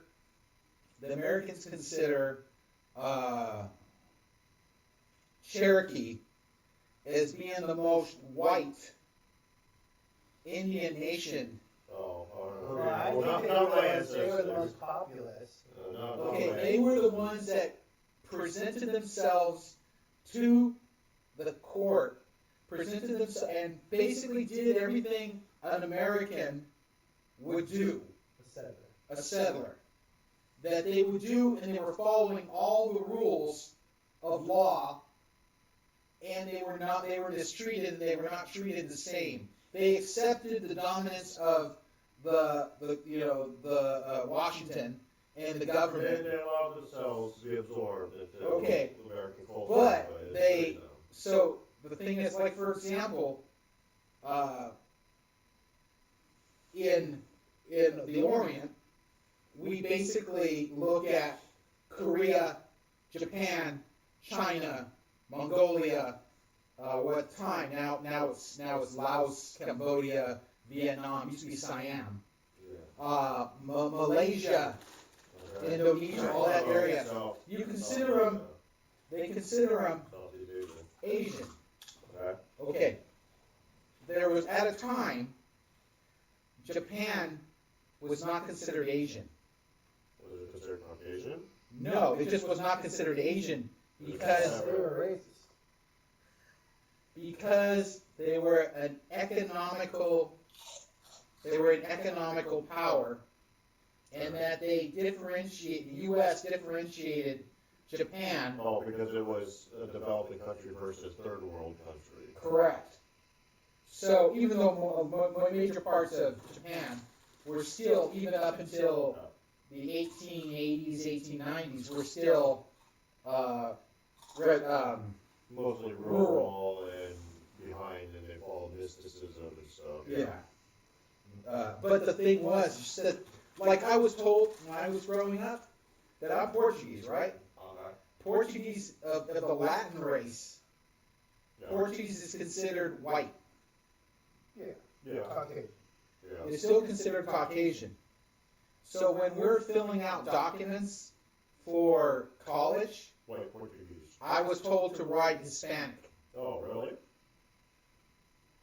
Because if you wrote Hispanic, you get approved for loans and Mensa grants and all this stuff. Now you would be considered what's called an overrepresented minority, Yeah. which means there are too many of you to consider you as a minority anymore. So the thing is here in the valley, Portuguese. You have Portuguese. You have the Dutch in here, and they're all designated, or what's it called? Anyway, getting off the subject, but Yeah. What does that have to do with the Cherokee? well, it's the fact that the Cherokee were an Indian nation, but that they weren't considered Indian By their peers. by their peers. Okay. They were considered white. Yeah, my ancestors probably would have been, like I said, they were super hostile to white people. So one of the things that I when I saw that I brought into is when we play our game, we play Fringeworthy. Yeah. One of the worlds in Fringeworthy is called the Indian Nation. Yeah. And the Indian Nation, there is two situations that happened in the past that if you take it from a more supernatural mysticism kind of background, things that happened that were major impact on the Indian culture. One was when the Aztecs, Mayans, Olmecs, Toltecs went down to Mesoamerica, down in Central America, and they basically, supposedly coming from northern and where the place called the El Dorado, the city of gold was, that they basically went down to the south. There was a legend that a false prophet claiming to be Quetzalcoatl would come down and he would bring the end to the Aztecs' subjugation on all of their people. So, To be clear, we switched to a fantasy world setting. no, this is current. This is present day. I'm not present day, I thought sorry. you were talking about your game. No, I understand. I was saying originally in my game it was the Indian Nation, but the Indian Nation and what I did in my game is connected due to the two big aspects that the Indian people have failed to act upon.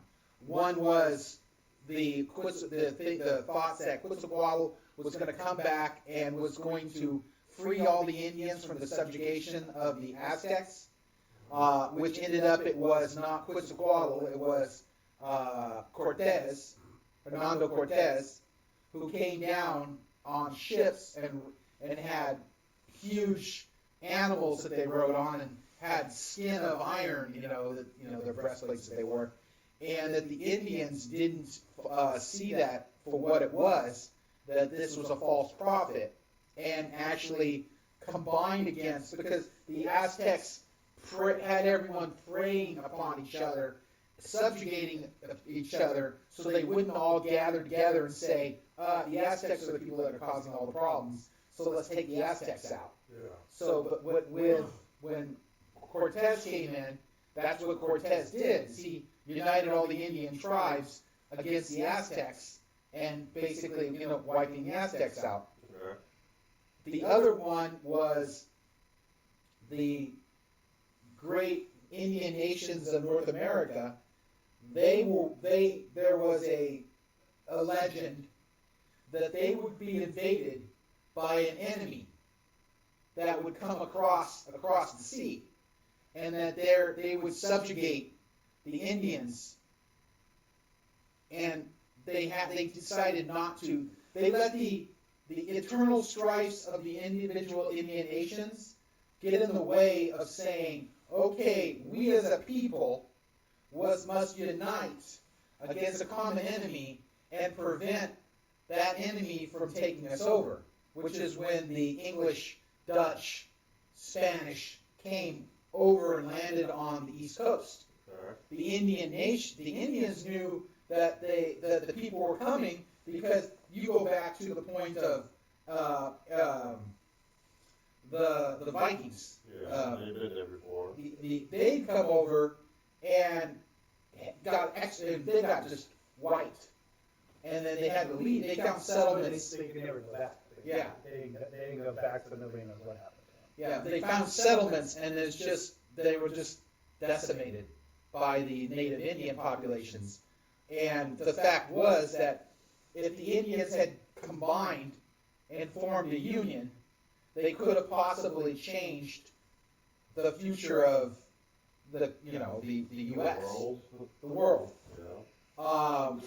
But the fact that they didn't, and they let the individual factions, like, who cares if you're Blackfoot or you're Seminole or you're Sioux or you're Comanche? It doesn't matter. You're all Native Indian. You're Native Americans. You're all Indian. They are going to destroy us. And so I basically, in my game, in my world, I took the Indians as following let's say a prophet, that they basically united all the Indian tribes into a great council of elders of all the Indian nations, and basically as one united force encountered the British and the French and the Dutch, and basically said no and prevented them from coming across, because initially they're small numbers, so they just basically kill everybody that comes to this area. What they did to the Vikings. Yeah. I have a question. Yeah. Why do you bring this up so much? Like, you talk about the Indian Nation a lot in your game. Because it's a. Do you want us to go to that world? No, you actually suggested that you wanted to go to the curious. Indian Nation world. No, it's just one of the worlds that I thought up that were, one of the possibilities. I'm just saying, you talk about it a lot. Yeah, it's just like you say, it's a neat world that I thought of, because like one of the ones that I did in the world was all of the people of Europe and Africa. Take the people from Africa, put them in South America, Okay. and put all the people of Europe, Russia, and everything, put those in North America. Okay. Okay. Have a little bit of the Asian coming across the land bridge from Asia, China, and Kamchatka through that area. But instead of discovering the world from the old world Europe coming over to the new world Western, it's the opposite. The world didn't begin in Africa. The world began in South America. Okay. So that's a different worldview. You talk about written history and recorded history. I'm talking for a fridge-worthy. It's a fridge. Yes, I'm understanding this is a fridge-worthy parallel world. Yeah. When I'm saying the idea is written history originates from South America instead of Africa. Correct. Okay. So yeah, that's the whole thing. And the one little thing that I was doing is because if you basically study about Mesoamerican history, and this is it kind of, I don't know if you ever saw like Chariots of the Gods or the Von Donovan 1970s hysteria. It's been a pretty long time. I did read Gilgamesh. Okay. I had a class on it actually. Well, the whole impression is, why were there Egyptian pyramids in Central America and in South Are they America? definitively Egyptian, or are they just pyramids? But the only pyramid structures that were supposedly were Egyptian. So they relate everything as imitations of the Egyptian culture. So they were kind of trying to go like, how did that happen? So I'm kind of in this situation. I just change things around depending upon what country would be created, what country would not be, and it's just another alternative Interesting. in the alternative world. We have to finish up what we're doing first. Yeah, That's not tomorrow, that's next week. that's the 11th. Okay. Oh, question about that, about the 11th is Hector basically, She's gonna play Hauser. huh? She's gonna play Hauser. Bowser. That would be a good idea. Is it? I mean, I would rather he have his own character. I think too. I I agree. think if a character is supposed to be retired, it's supposed to be retired. Here's I told Dwayne the reason that I would rather have people have their own characters is Here's because it. they're more engaged in the game. I understand that.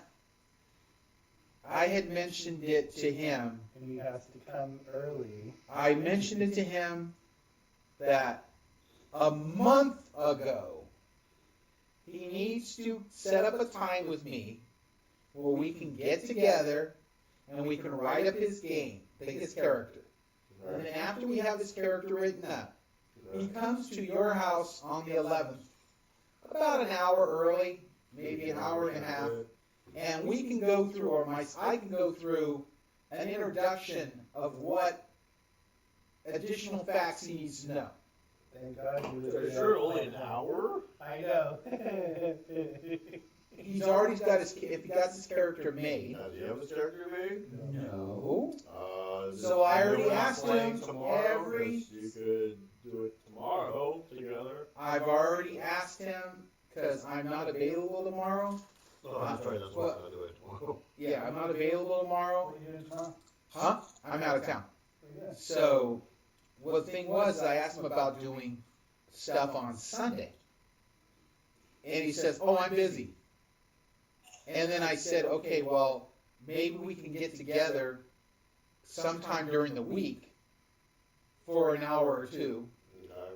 And he says, no, I'm busy. I work 2 jobs, Monday to Friday. Yeah. And I'm going, I'd say, if I mean, I like the main reason I like people creating their own characters because then they're invested in it. oh no, I'm not disagreeing, but it's just, I'm presenting myself as available to give him the time to actually write up a character. I'm leaving it to him to say, hey, give me a call, we need to set up and get your character written up, because if not, then you're going to have to play an NPC. And everybody wants you to actually write up a character. Maybe we can play Kansas. Yeah, I had the guy that I wrote a character for, and I wrote a really good character. It was the exact character he wanted, and he just flaked and never came to any games. Yeah, that's a problem too. So Just have him play an NPC. I mean, if he's retired, he's retired. I'm just tired of this guy, popping up. Like, just fucking make him go to outer space. The reason I like the character is because he has the meat shield that we need.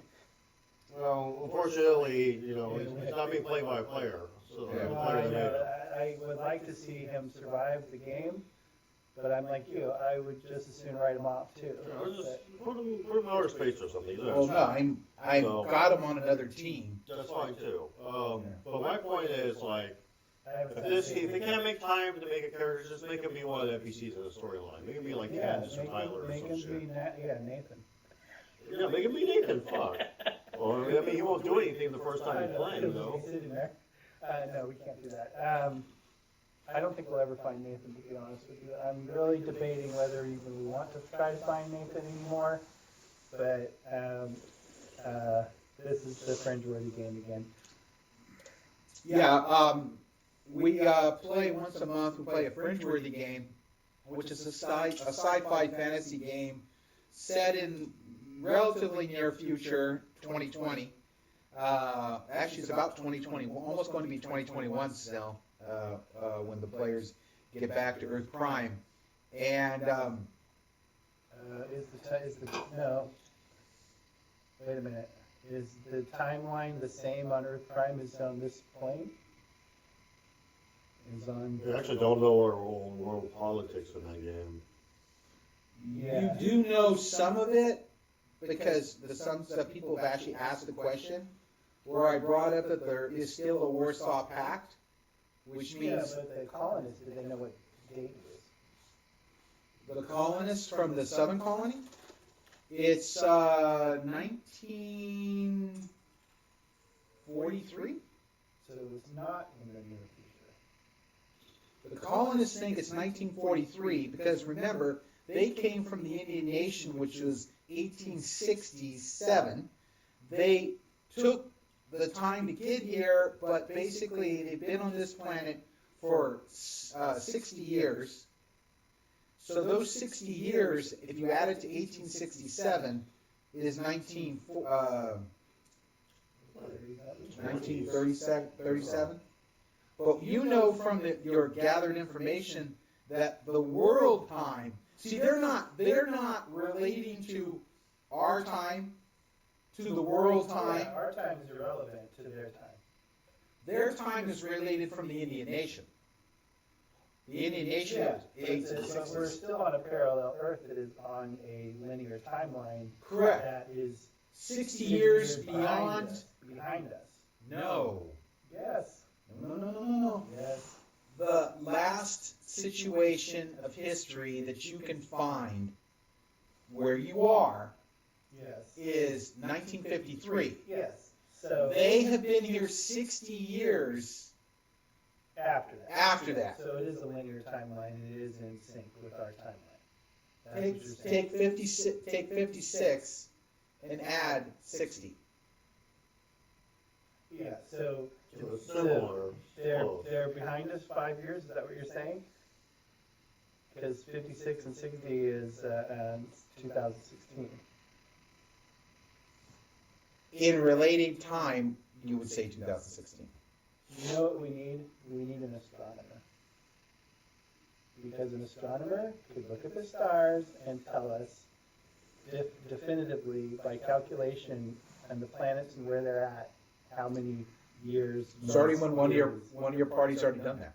That's under the assumption that in that, The universe is the same. yes. The universe is the same. like, Yeah, like two exactly. comets didn't fucking collide and create something Yeah, different. Jupiter didn't fly off. There's already been two of your party members that have been investigating that situation. Yeah, are they still playing? Yes, One of them's Jason, I remember that. and the other one is Tom? Mercer, Daniel. He's still playing? Whenever he can, whenever he's not working. Okay, fair enough. Yeah.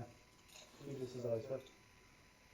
Actually, the last time is he came off of work of 2 weeks on the road, and he came in and he visited his family. And that was the same day as. I'm not considering him. He's still in the game. He's an alternative. Yeah, I just told him is that if you decide you want to play, if there's an available slot for us to drop you in, I will. If not, His wife is some shit. Yeah, if not, not. So we don't consider, but both of them basically went to other gates. And while they're at other gates on this planet, took star pictures and wanted to Yeah, I match remember the that. pictures. Well, that's not what I want to do, though. He wants You're somebody to be saying- able to sit there and do it like in Well, person. no, what he's saying, though, is that they went to all of the other gates on this dimension. Not other dimensions. On this alternative Yes. world. But what I wanted to do was compare it against the reference that we know, which is Earth Prime. Which you accept currently as being For the prime. the prime. Well, it's situated as the prime in the. It is, huh? It is. So Is it really? It is. All the other gates. It's all the other from gates your branch- point of view. No, but now correct me if I'm wrong. Okay. All the other gates branch from Earth Prime. No, Like Earth this, Prime. Like this. No. It's not a star where Earth Prime is in the center. Nope. That's under the assumption that that's not like a grid, a repeating grid. Earth Prime is along. It would be a Earth repeat. Prime is along the alternative future past arc of Somewhere in the realities. middle, somewhere. Well, you're along. It's just Yeah, we're somewhere in there. We're not at the end your or at the beginning. accounting process to make it simple for all of you on Earth. I don't like is- it anymore. Ones that are that way are future. Ones that are that way are past. So we haven't definitively The nice, proven that.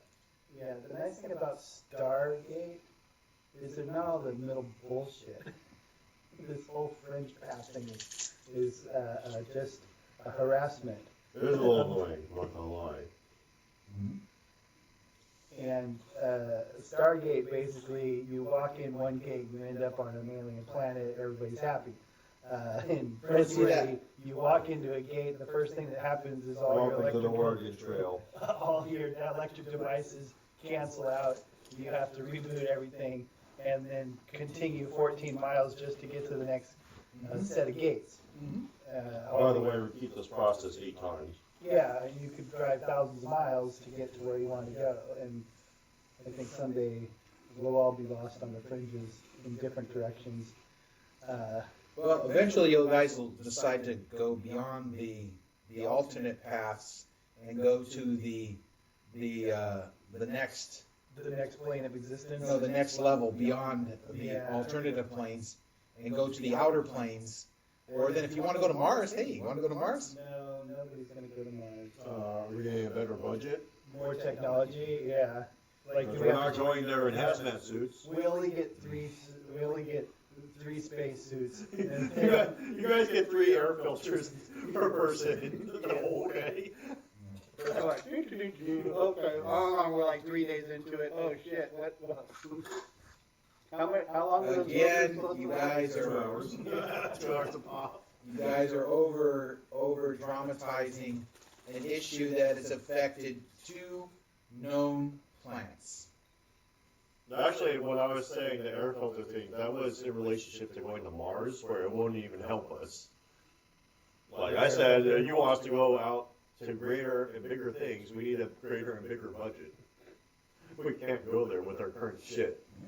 We can't go there in a Jeep. Get the fuck out of here. You gotta get the force bubbles and the laser one. You're accepting that your impression of Mars is that Mars is like in the movie with Not David? Barsoom. Not David. Barsoom. Dude, it can be Barsoom, Yours would be Barsoom. you know. Anybody familiar with Barsoom? Nope. Just John Carpenter or something? Yes. John Carter. Exactly right. John Carter of Mars. What's a John Carpenter? Yeah, that's the Carpenter family. H.G. Wells. I think it was H.G. Wells. No, the Carpenters, No, the musical group. no. I'm talking about the horror movie, dude. Oh, Yeah, Carpenter, yeah. the other one, No, that the was- Shadows of Mars. The one where all the spirits that some past society had captured some evil, malevolent spirit and locked it in a vault, and human miners had come to Mars and had terraformed Mars. Oh, Ice Cube. Yes. That was an incredibly stupid movie, but it had an undefeatable villain. The spirits, Okay. which the technology they were using couldn't defeat the spirits. Are you trying to say this is what happens when we go to Mars? No, I'm saying that's what he brought up about Mars. I'm saying that one of the you can't accept what until you actually have gone there. Let me ask you this. Yeah. Don't say dragons. No. You give each team member a combat knife, a firearm, and some rations. Is it realistic we can go to any of the outer planes? No, not until we build our. Okay. we gotta Shut up, you shut up about the outer This planes. is our problem, is that everything we get, we're turning back into IDET. Yeah, we don't. And assuming that we'll have access to it later.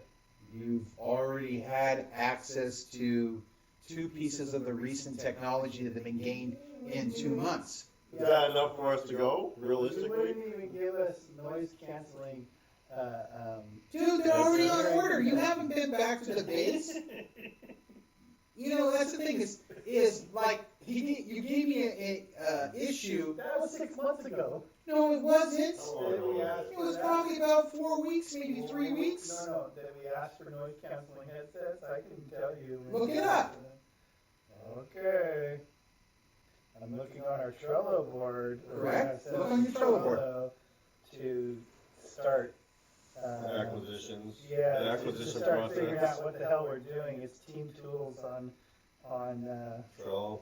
Trello, and we asked for noise canceling, hearing protection Headsets. that you can buy today from Howard Electronics for $79. I asked Okay. for them in September 23rd. Which is what? 4 months 3 ago. games, 4 months, 4 which is months. actually gameplay is less than 20 to 25 days. And at the time that you guys ordered, We could have flown to Fry's Electronics. and bought you them. also knew that by the third And they game, wouldn't give them to us. by the third game, you were already going through the winter in Antarctica. This is why my character Erin, she's an HR manager who's trying to be a soldier. Not very good at it, but she's not too bad of a shot, and she's getting better. Getting better. Use action points. I know. Use all your action No, points on no, that shit. she's got a high dex.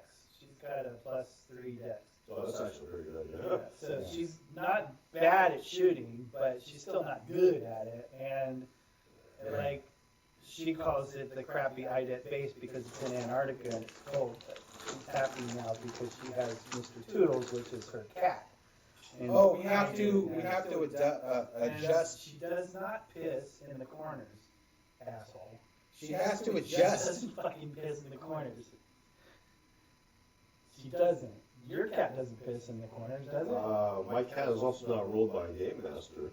No, I know, but come on, man. I mean, You know, He does. we had a very interesting conversation the last time we did a podcast, which is the GM runs the game. yeah, I You know. don't like to get the fuck out of the Not my game. cat. No, fuck you. You're not But really my it's the cat. same thing, at the same aspect. Is it a PC? Here's the thing. Is it a PC? Is it a PC? It is not a PC. It is a non-player character. That means it is He small. uses my cat to fuck with me. Okay? I do not use your cat Damn, to fuck with you. well, you damn well do. You don't. Anyway, there is a section on the Trello website for anybody out there that, Nobody can see. Wait, don't we have to invite them to Yeah, the nobody the can see. group? but they can come to the Tracy Gamers Discord site and Facebook group And page. join the campaign Or the and get access to the Trello. yes, and they'll get access to the Trello. What about the Facebook group? Are we gonna reactivate that now that we're recording stuff?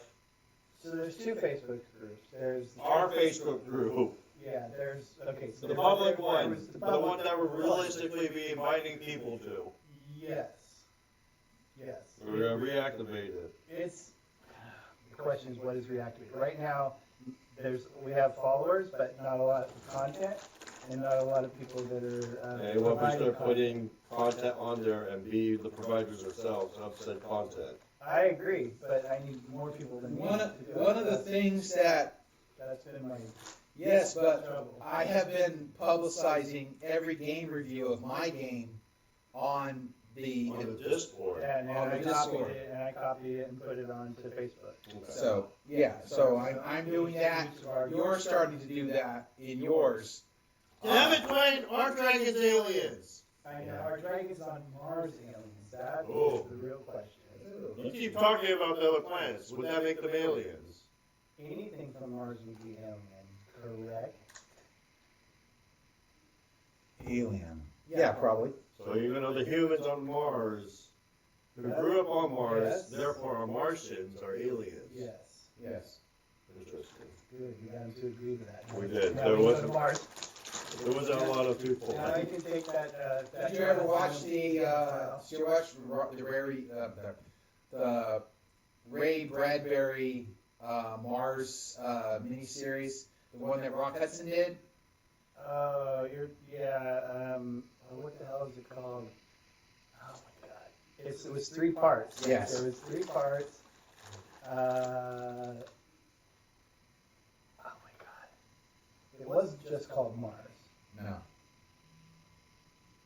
Mission. No, Mission to Mars is Mission to the Mars? Gary Sinise.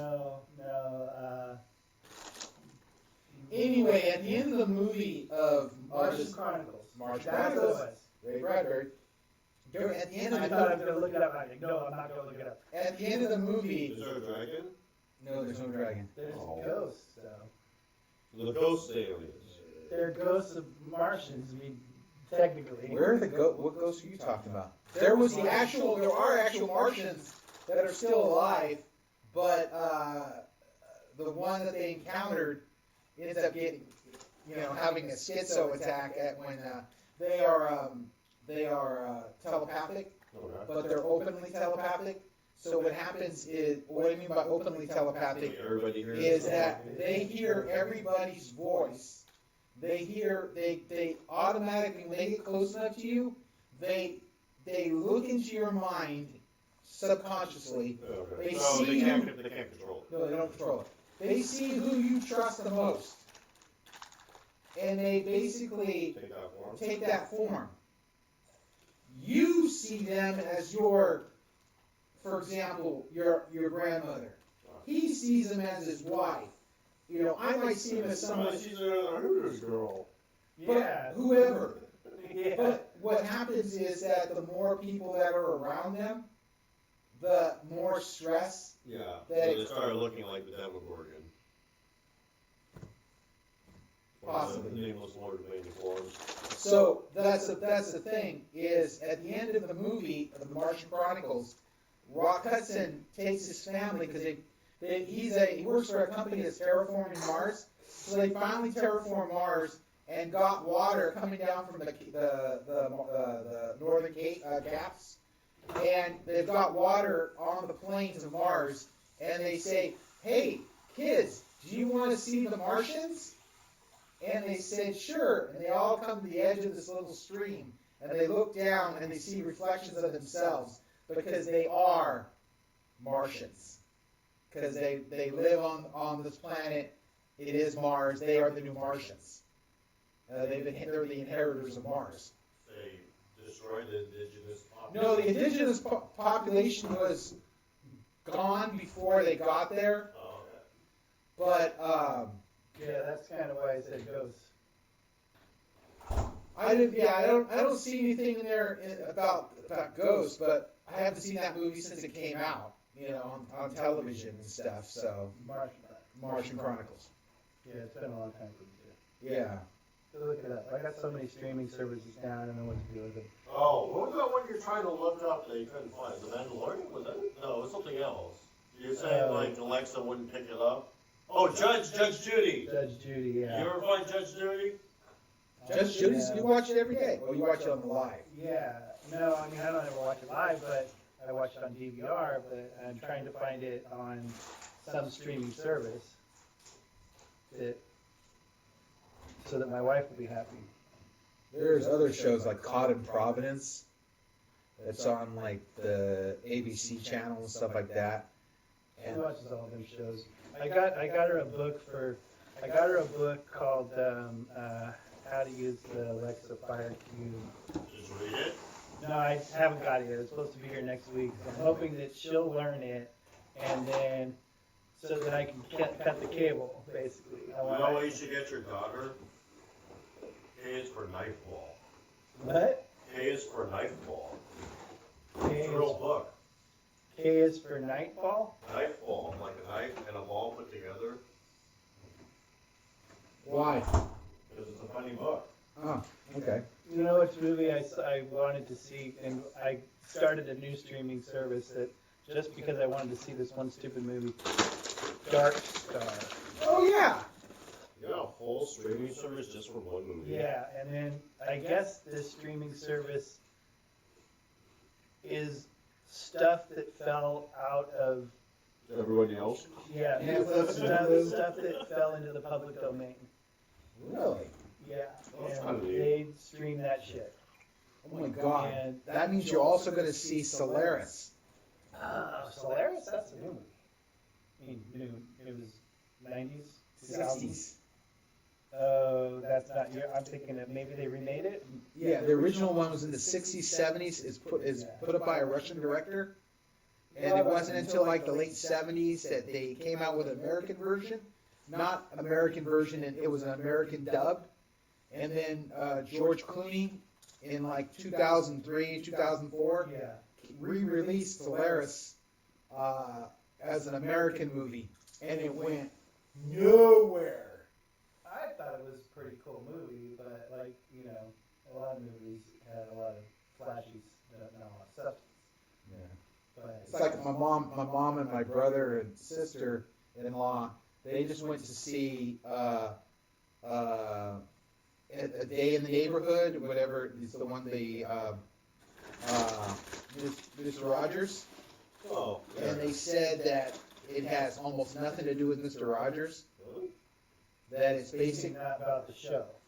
It's not about the show or the guy. He's like a Background character. he's like a background character in the show about this one guy's. Like Forrest Gump.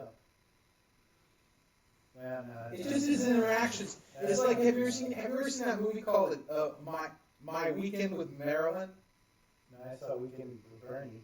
No, My Weekend with Marilyn is a show that came out that had Michelle Williams play Marilyn Monroe, and had this actor that was a writer that apparently during one weekend he basically escorted Marilyn Monroe around England. Yeah.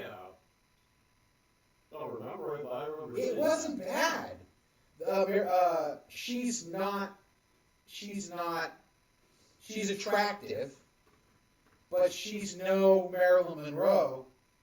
But she attempts to do her voice. Yeah. When you listen to her voice, you go like, "Wow, that sounds like Marilyn." You know, you see her, you go, "She's okay." But you know, I saw that, and that was supposed to be about Marilyn Monroe, and it's more about the background stuff, like Witcher? Absolutely Fabulous, the movie Absolutely Fabulous. I haven't seen that. That's the one that Goldie Hawn's daughter got her Oscar for best supporting acting. She was the best supporting actress in that movie. Okay. She's doing all these exercise videos, and she just had her second kid. God, what's her name? Jane Fonda? No, it's it's Goldie Hawn's daughter. That old? Yeah, Jane Fonda's Jane Fonda's in her what? 80s? 80s, 82, 83. Oh, okay. Yeah, she's pretty old. You know, one of the things that I found I have Amazon Prime, and Oh, you're gonna talk it. And so I started looking up. Barbarella? I saw something on H.P. Lovecraft. So I did a search on Lovecraft, and they've got just tons of movies, a lot of independent movies with Lovecraft. And there's one that I mean, they were all. There wasn't any that were very well done. Most of them are Shitty. like horror. Yeah. You know, pure horror, not the Lovecraftian type horror, but they fall into the category of the macabre horror. Yeah. And so Gothic, Lovecraft was Gothic horror. A lot of the things were in your mind. They weren't described graphically. They were described metaphorically.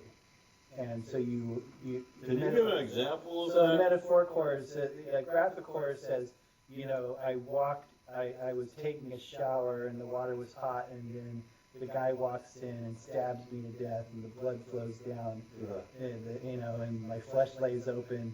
That's graphic. But Yes. Lovecraft would say that there was creaking in the walls.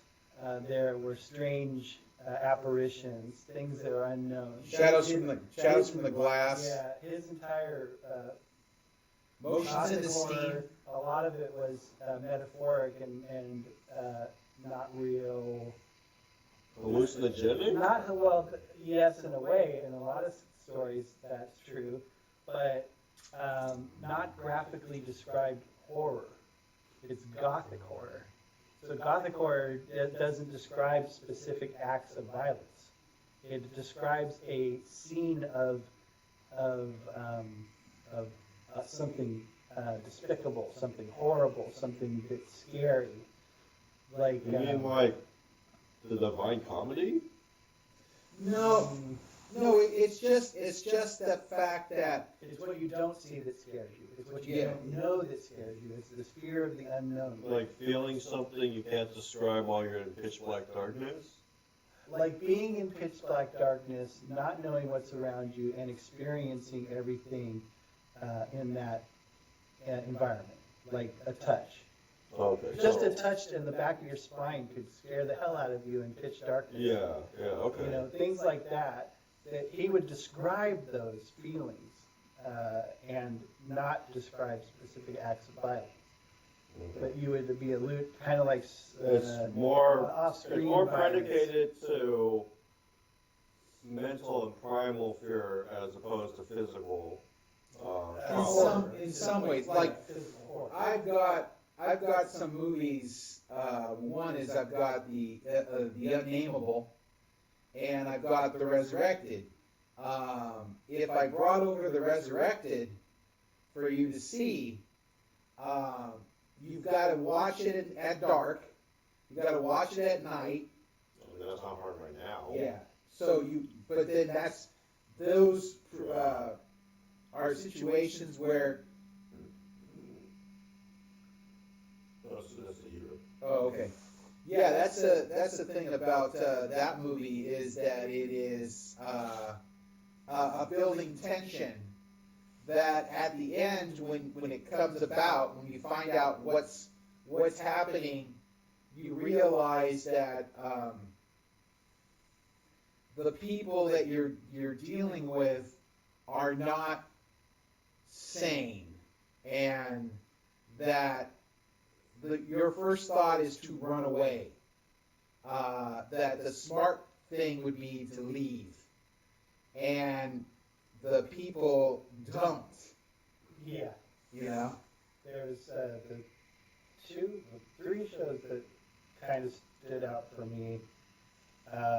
One is Corruption, which it was based on a lady that goes deep sea diving as part of a archaeological experiment, and she meets something underwater, which is like Cthulhu or Dagon or Probably Dagon. yeah, Dagon, and ends up she blacks out, and they pull her up, and she had a deep one with her, and somehow she got it back to her house without showing them. I forget how that happened, but so she's basically a foster parent for a deep one. Oh, I have a question. Is H.P. Lovecraft's work based off of the Yellow King? Based on the what? Yellow King? The Yellow King is a Yellow play. King is actually one of the stories. The Yellow King is a play that appears in I don't know what story, but it's basically a story within a story, which they don't really describe. But in the play of the Yellow King, there's 3 acts, and everybody can always make it to the second act, but the end of the second act causes them to fall into madness. So you never know what the third act is. It sounds Lovecraftian. Yeah, Yellow Yellow is King also is an actual. Yellow is also associated in that story strongly with madness as well. Yeah. Isn't that Necronomicon? Have you ever seen True Detective? I know about it, but I haven't seen it. No. Okay, did you see True Detective season 1? Okay, so it's mentioned in it, but the place the Yellow King lives in, like the castle is called Carcosa too. So I don't know if that's familiar. Well, I think the Yellow King is actually one of the stories. Might not be Lovecraft story, but it could be Lovecraftian. it's a Lovecraftian story based on a writer that is writing in the flavor of the Lovecraftian story. When did Lovecraft live? 1890s to 1932. Yeah. I feel like the Yellow King might be older than that. One of the interesting things is that he was the most money he ever made was $400 and something. It was for a short story, Yeah. but I think Well- it was Dagon, if I remember right. Yeah, because he basically he supposedly died because he was basically because he re-released the writings of the Mad Arab. Oh, Yeah, Which is the an Necronomicon. Necronomicon. So the other story that they did of his was Colors from Outer Space, Yeah. and that one, I mean, it was a good rendition, but it was kind of sneaky because the whole thing, they started out, it was in black and white, and so the only thing in color is actually the colors, which is that, because in the Colors from Outer Space, basically, a meteor comes down and lands in somebody's backyard, and they dig it up and find this goop in it. Is this Stephen King? No, it's Lovecraft. Oh. And the goop basically fallows the land and perverts the people and mutates the people. Oh, okay. And so that's the whole story. But it starts out in English, and about 10 minutes into the movie, it switches to full German. And so it's all subtitles from then on, with very little English in it, which I thought was kind of bait and switch.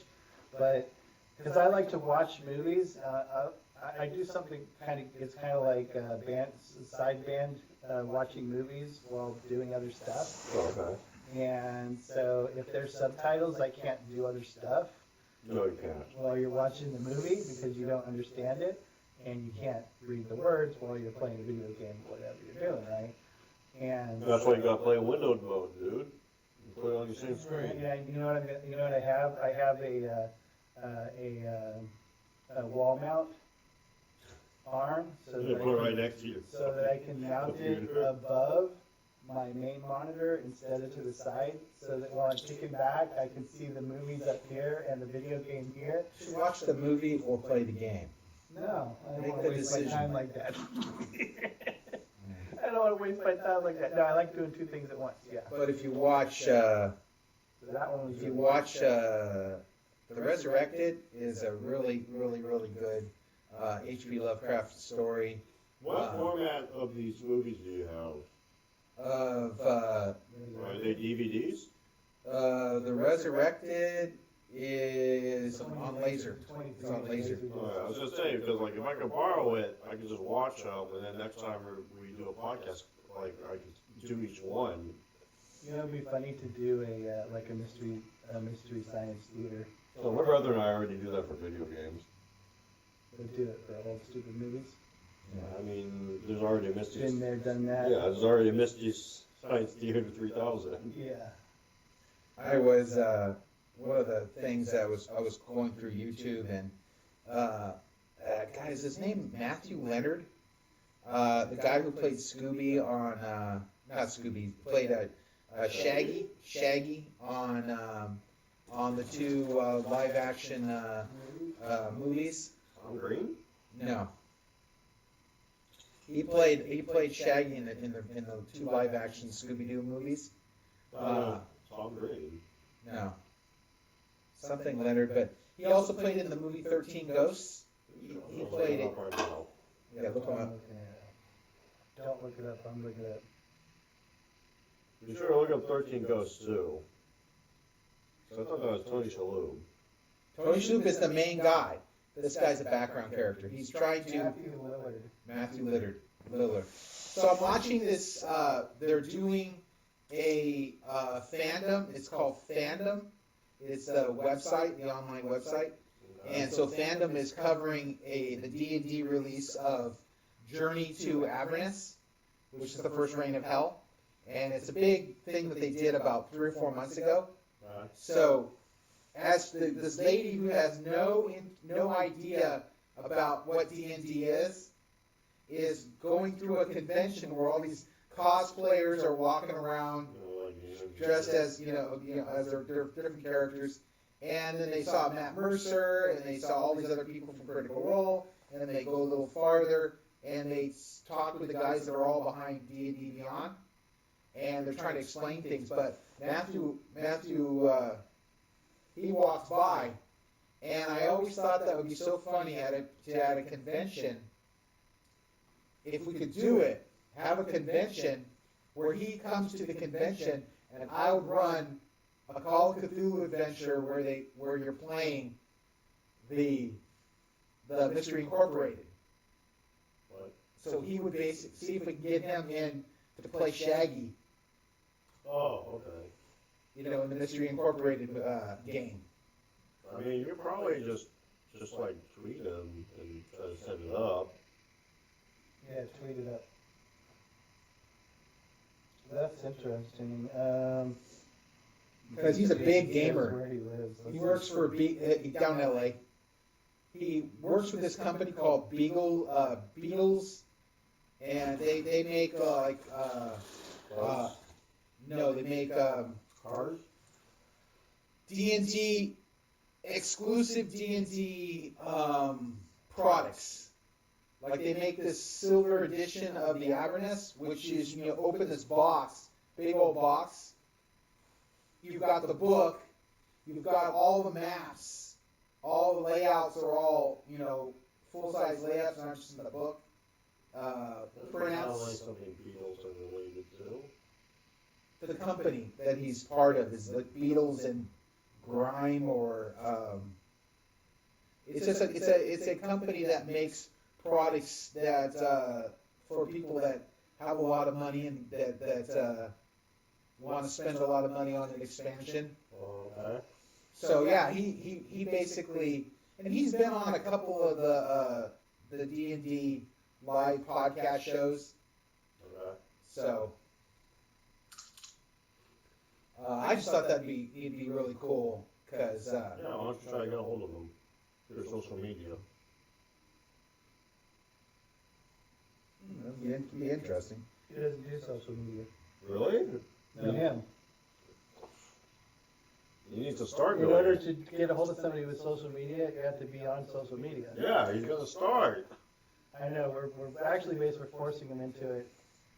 I told him I made an alter ego for him on social media just so that I could have somebody to RSVP to as him. You just stumped Dwayne? No, You should. Should remake it as Stump Dwayne. I know, the problem is the Facebook shut it down because it was a fake account. It didn't take very long for him to do it either. They figured it out that fast. Yeah, I've had, in the beginning, I had fake Facebook accounts for years.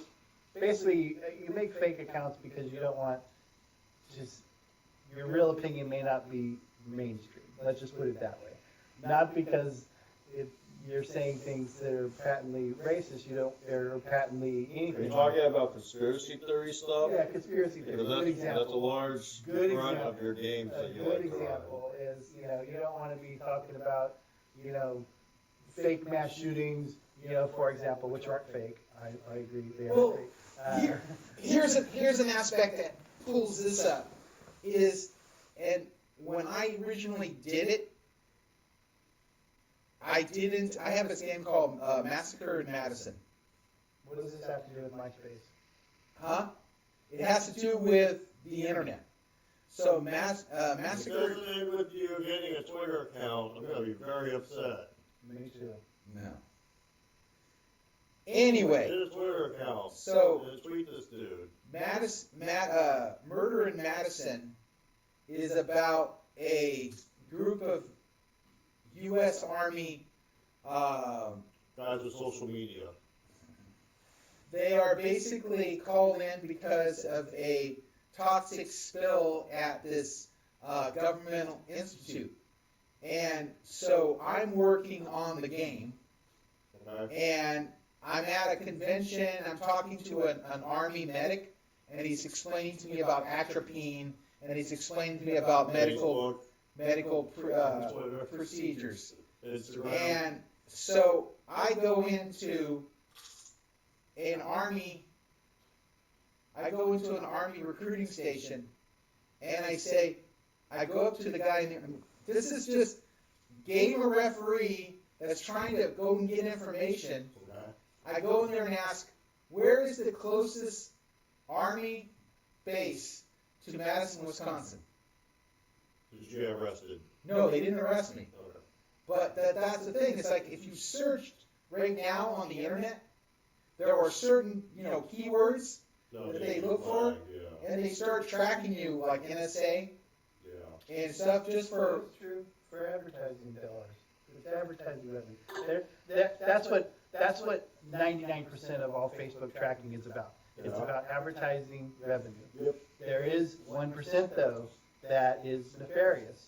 For example, you get a chain Facebook post that says, what is your, add your mother's maiden name, your child's first name, and your Who the pet's hell actually name. fills that out? People do. It happens all the time. And it's like, what they're doing is they're social engineering people to get information. Because those are common questions that For you would passwords. ask for a password unlock, when that used to be common. Now it's multi-factor authentication, but it used to be password protected accounts with backup security questions in case you ever reset your password. So that is part of the nefarious thing about collecting information about people by getting there. Most of it is just how do we advertise this person? Yeah, but there's also like, for example, Are you searching the fake- child and pornography together? the fake News? Ellen DeGeneres accounts. They drive me nuts. Oh, Ellen DeGeneres is going to give you $1 million. All you have to do is forward this fucking thing and say how much, and not even say anything.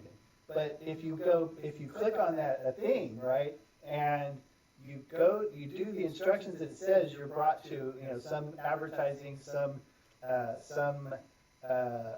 commercial site to sell something. Has nothing to do with Ellen DeGeneres. Has nothing to do with $1 million. It's just a way. It's clickbait. It's clickbait. Yeah, they do the same thing with like Dr. Phil and his wife, how they're sponsoring a certain cosmetic. alright, so it sounds like you know what to look out for. Yeah, Time to make a exactly. leap. Time to make the leap. So this is, So- you guys, I tried to explain it. I'm like, At Stump Dwayne. you, Hashtag Stump Dwayne. Ellen DeGeneres is like, I think I calculated she had like $15 million. I thought you were gonna say fake accounts. I'm like, holy Yeah. shit, what the? And it's like, has X amount of dollars. And if you take 40,000 people that forwarded that email and times it by $1 million, that's way more money than Ellen DeGeneres even has. So why not use your brain and say, duh, this is not true? Or Why would you even do that for one person? What the hell? Walmart, Walmart's gonna give you a $50 gift card if you forward this. It basically, it creates a web for people to, one, know who your friends are, to gather more information. Yeah.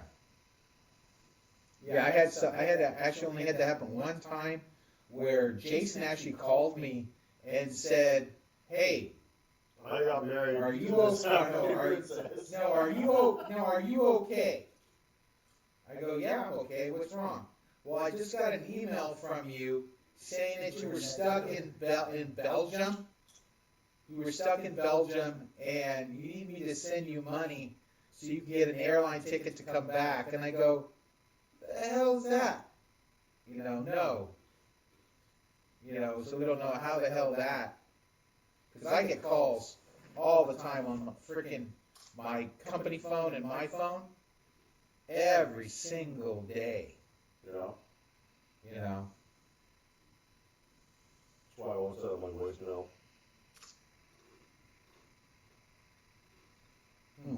Tired of solicitors. Well, there's one thing you answer the phone and they start giving you their spiel, but like to fucking start leaving voicemails. When I used to have a voicemail set up, that shit got so fucking annoying, dude. Yeah. Well, most of these people that call won't leave a message because if you don't answer, they move on. My thing is, it wasn't live people; it was recorded messages. Yeah. So yeah, it would go to the voicemail, and then they would just play the recorded message. Yeah. So I just delete.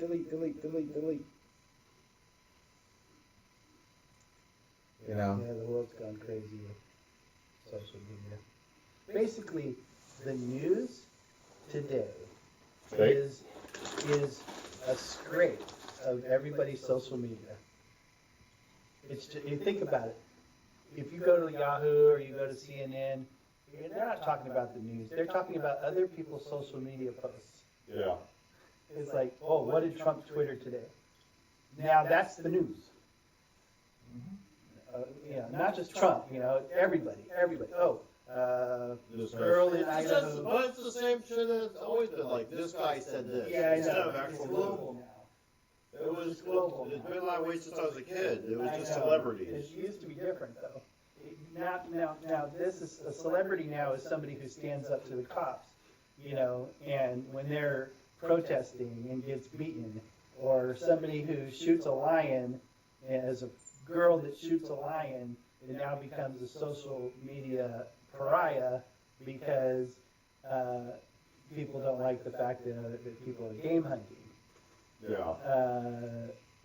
And then This is it's why not you- just bad that they post it. It's This is not why you have multiple accounts, you're saying? Yeah, exactly. And it's just not, it's not too bad that they posted it. It's that the news company grabs it and nationalizes it and monetizes it.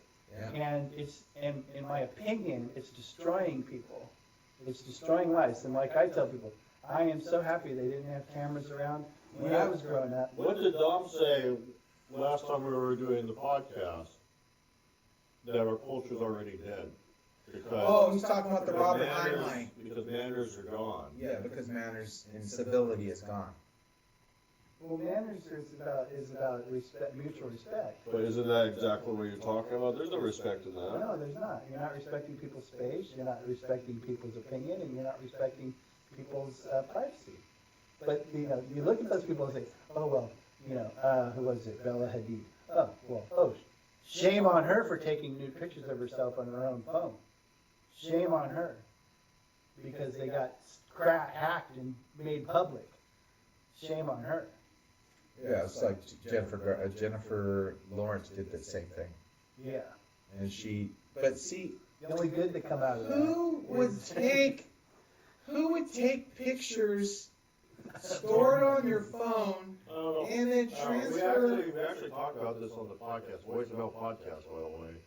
Specifically, I think the lady you were talking about, but it's like, I said the same thing, it's like, in the world we live in where there's so much hacking that legally corporations don't even have to report that they got hacked. By the way, they're getting hacked all the time, just so you know. Oh, yeah. More than what's being reported in the news. They're getting hacked like every fucking week probably, just so you know. So, we live in that kind of world, and you're going to fucking put stuff you don't want getting out into the world on your phone.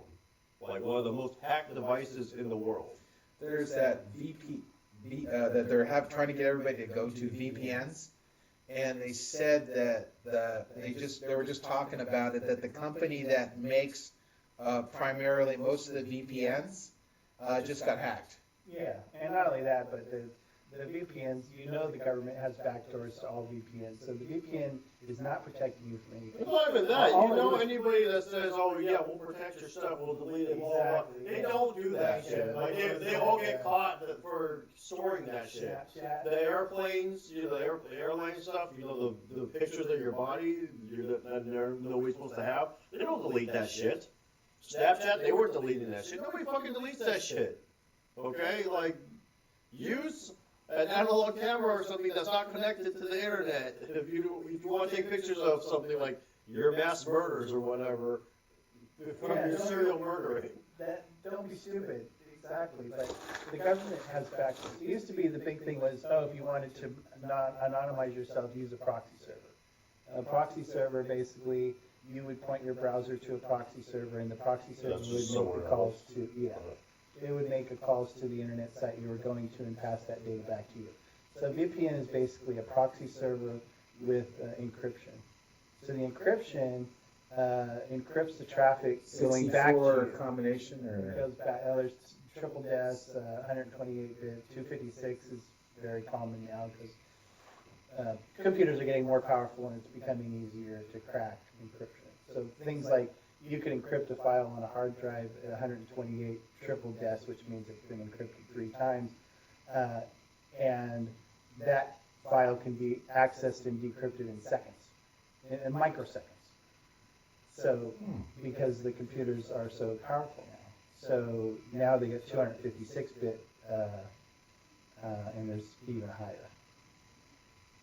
Oh, I have a question, since you were probably, being more of a computer guy.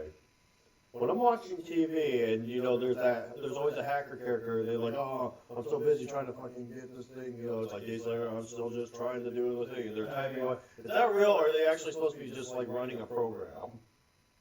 Well, it depends. Okay, it depends on what you're hacking. So there's brute force hacking, Which is what they're which is, showing. which is hitting the front door, trying to find a back door, or whatever. Is that the one where they're mashing the keyboard nonstop? Yeah, they're trying to bypass security, figure out a back door, figure out a weakness. Okay. Yeah, there's people that are doing that 24/7 for governments, for criminal organizations, for their own personal gain. Their entire life is spent collecting data to. But my point is they're not the ones that just push a button and walk away and go live their life. They'll actually be sitting there typing a bunch of shit. Yes. Okay, so that's real. Yes. Okay. And I mean, the whole computer virus industry was spawned because in Eastern Europe they had a lot of programmers that wrote programs. But the problem is they have no copyright laws. So if I was a programmer in Eastern Europe, like Czechoslovakia, I could name Yugoslavia, Bulgaria, Croatia. Serbia, yeah, all these places, they're training people to write computer programs, but they have no protection for their programs. So even companies, they can write a program and sell it to the first person, and that person can make 100,000 copies and sell it himself. So the original viruses were a retaliation for the fact that these programmers had the power to write programs, but they couldn't make money out of it. So how do they make money out of it? They create the problem themselves. They create the problem and then they sell the solution, which is the signature of the virus. And who do they sell it to? The government. Antivirus companies. Yeah. So the best, yeah, it just, What time is it? We gotta. it's like almost off. Yeah, we gotta go, man. Do you? Yeah, I gotta be up at like 6. It's not bad. Yeah. I run off for 5 or 4 hours of sleep a lot. Yeah, I know. I had to go back home and blow up some more ships, go fight some battles. Son of a bitch. Don't forget the flash drive. Yeah, You want this one too? No, what one? This The video? one we just did, yeah. I forgot what I was going to do with it. What was I going to do with it? I was going to try to edit it? Yeah. Post it on. I mean, the older ones, I guess, would you'd be trying to boost the audio, but I guess you could also always try cutting down on. Yeah, I'm interested to see how this one turns out. Although we're kind of all over the place. I think what we need to do is we need to have like an outline No, that's of what. subject. Well, we were talking about that before, but the problem is we don't have all 4 of us together at any point at the same time. Yeah. Also, we I think we have an allergy to using our old Trello for this kind of shit. Try getting you guys to use a Trello. Would you go to the Green Banana Trello page and see that I've already posted on this, the issue. I've already posted. You have. Well, there's 4 of us.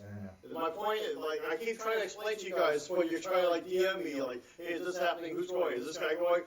Guys, it's a fucking group project. We have these ways for all 4 of us to communicate together. Use them.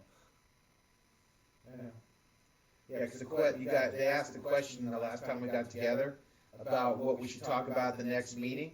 I said, oh, by the way, and then I listed all the different, things, subject matters that we could talk about, and just, point me which ones we want to talk about, and so. Well, we ended up talking about most of them, didn't we? Like, what were they? Look on your Trello site. Yeah, it's kind of just. Are we talking about for today or for last time? Since last time. Okay, so in other words, for today. Yeah. Yeah, that's because you and I were only 2 talking. I was on vacation. I was basically in a vegetative state most of the time. Okay. Should be all the way at the end. Friday, 1/3/2020. Is this the one you're talking about? I just said it's about subjects we should talk about. That was loud. The subject of discussion, that thread? The one where I posted a screenshot? Yeah, what is that stuff? That is our YouTube channel, Dwayne. Yeah, because it just didn't come up on my, because I was looking on my phone. This? Like how I'm looking at it on my phone? You Yeah, see that? That's my phone. yeah. This is not what you're talking about, Dwayne. Because all it is a little teeny window as I'm. It says video uploading, but it's for our YouTube channel, which is where this other shit will go if we edit it well enough. This video definitely should be going up there because there shouldn't be any issues with the audio this time. Hopefully. Unlike that one time when we were doing Fringeworthy where I had to keep killing the stream, apparently I plugged it into the wrong USB. We didn't have that issue at all either. I've been watching the fucking thing on the channel on the computer. So there shouldn't be any audio or visual problems, so this is going to go up on YouTube as well. You should take pictures of where the cables are plugged into the setup so that we can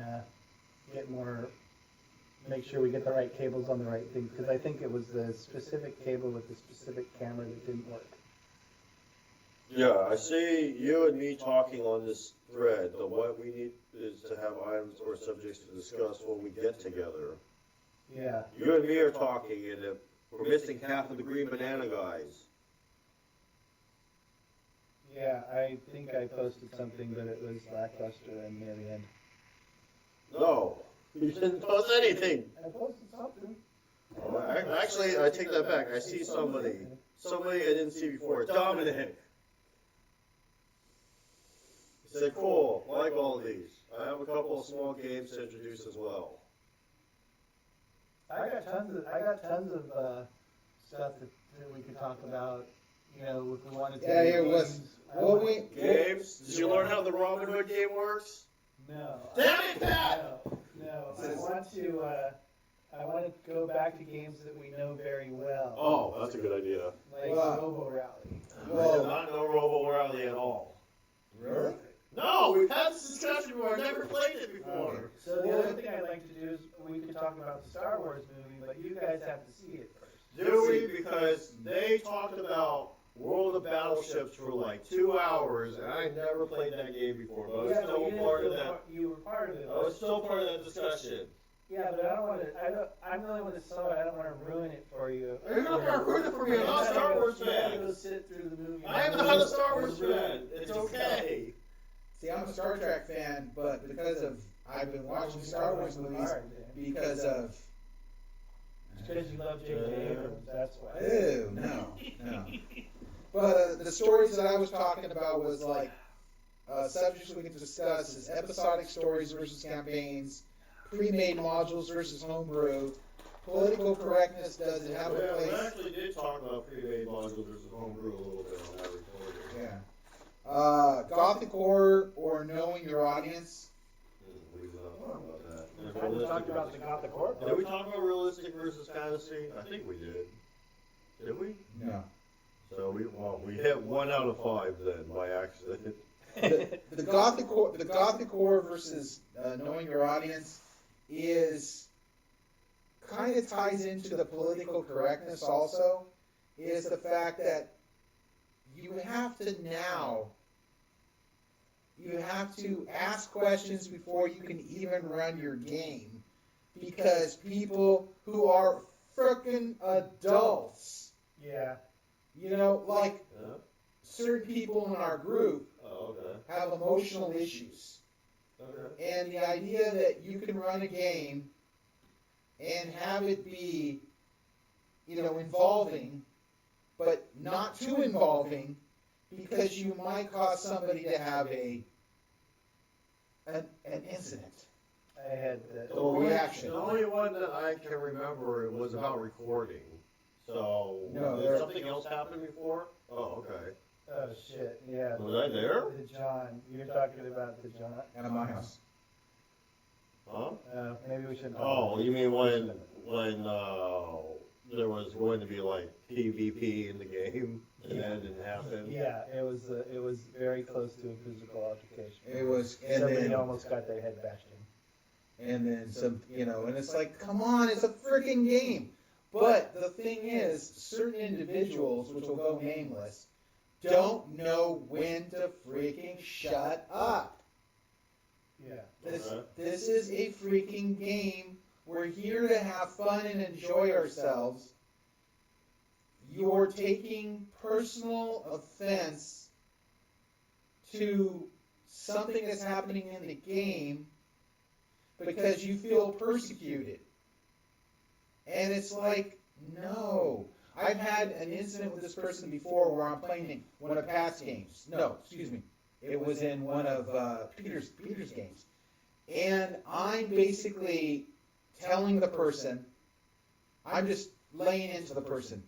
And at the end, I saw he was like, getting really kind of irritated. And I said, whoa, you know that I'm just playing my character, right?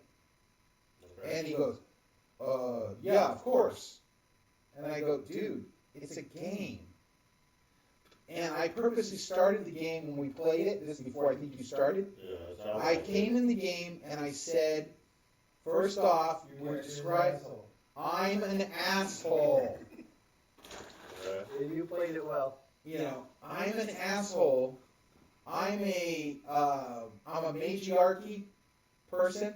I believe in an oligarchy system where mages rule everything because we're the only intelligent class to basically, we know the knowledge of the arcane and we will take care of everyone. And the fact is, I was playing a Soul from the world of Greyhawk that is very that way. Damn Greyhawk. Yeah. I know, it's like a recurring theme. But none of us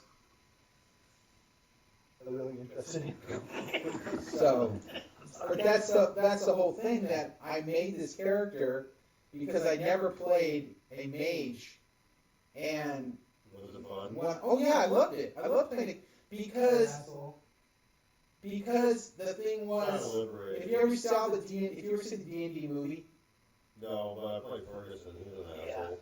okay, no, but you see the D&D movie, Wait, which one? The one with Damon Wayans? Yes. Marlon Wayans? yes, Oh yeah, I've seen it before. the bad guy, the guy that wanted to get the rod to control the evil dragons and stuff, Okay.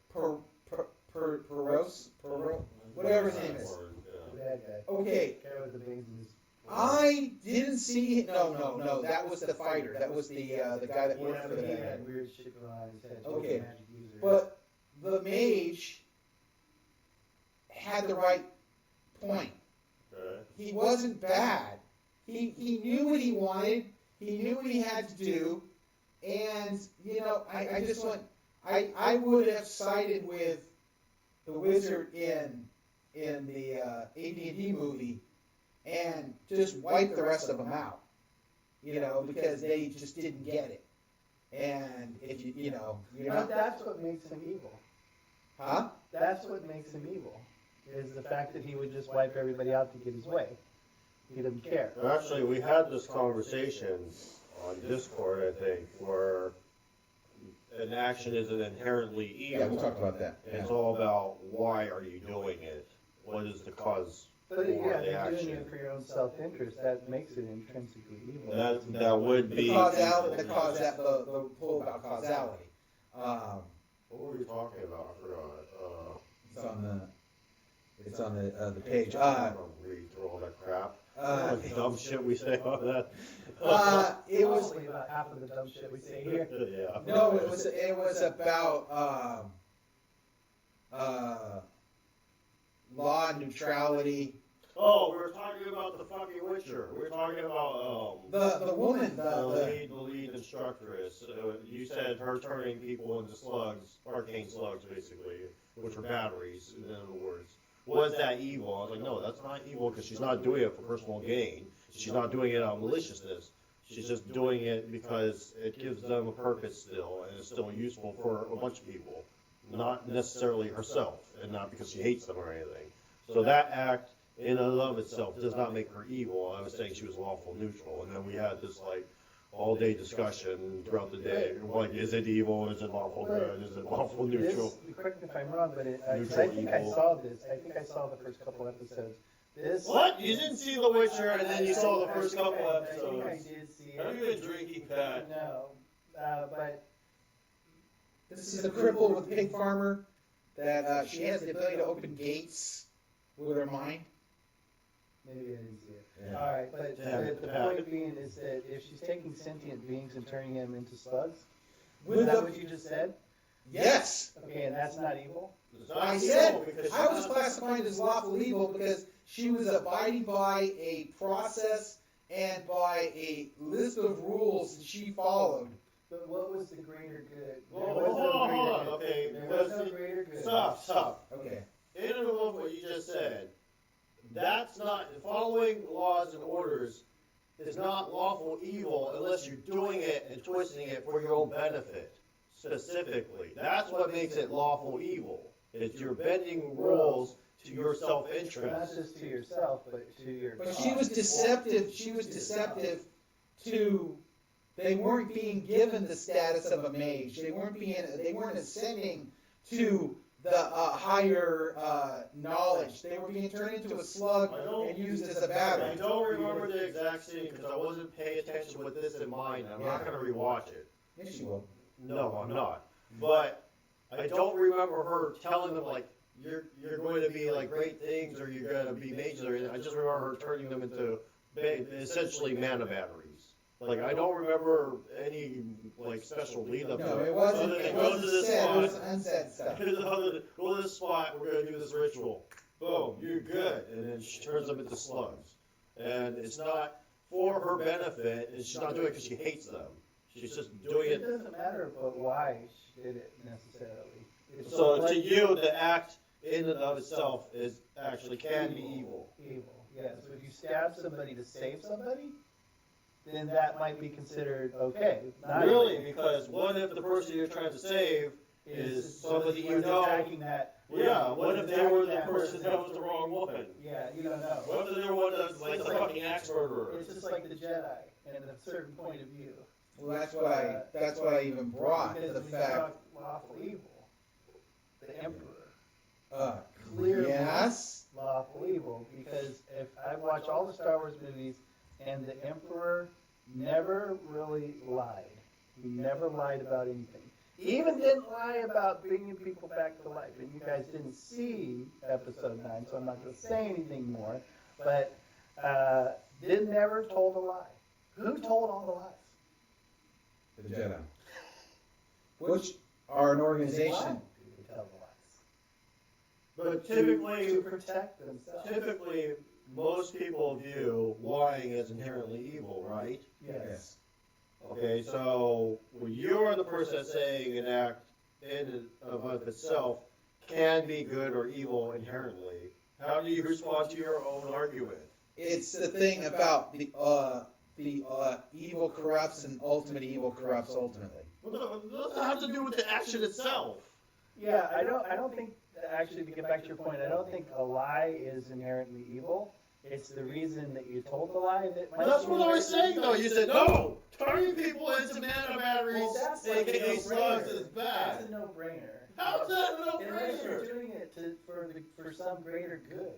You're doing it for not. She believes that's for the greater good. She believes in her organization. She believes in giving these people Yeah, that's who what otherwise makes would it- have no that's what makes purpose it in lawful. life. That's what makes it lawful. But she also believes that if she didn't do that, they would go on to have no point to the life. So in her mind, she is giving them a purpose. She's actually doing good for them in her mind, although that's not why she's doing it. It's just a secondary benefit. See, but then that's why I asked the question. I said, do all magiarchies and oligarchies have to be evil? Because No, they're all good. every time you see a magiarchy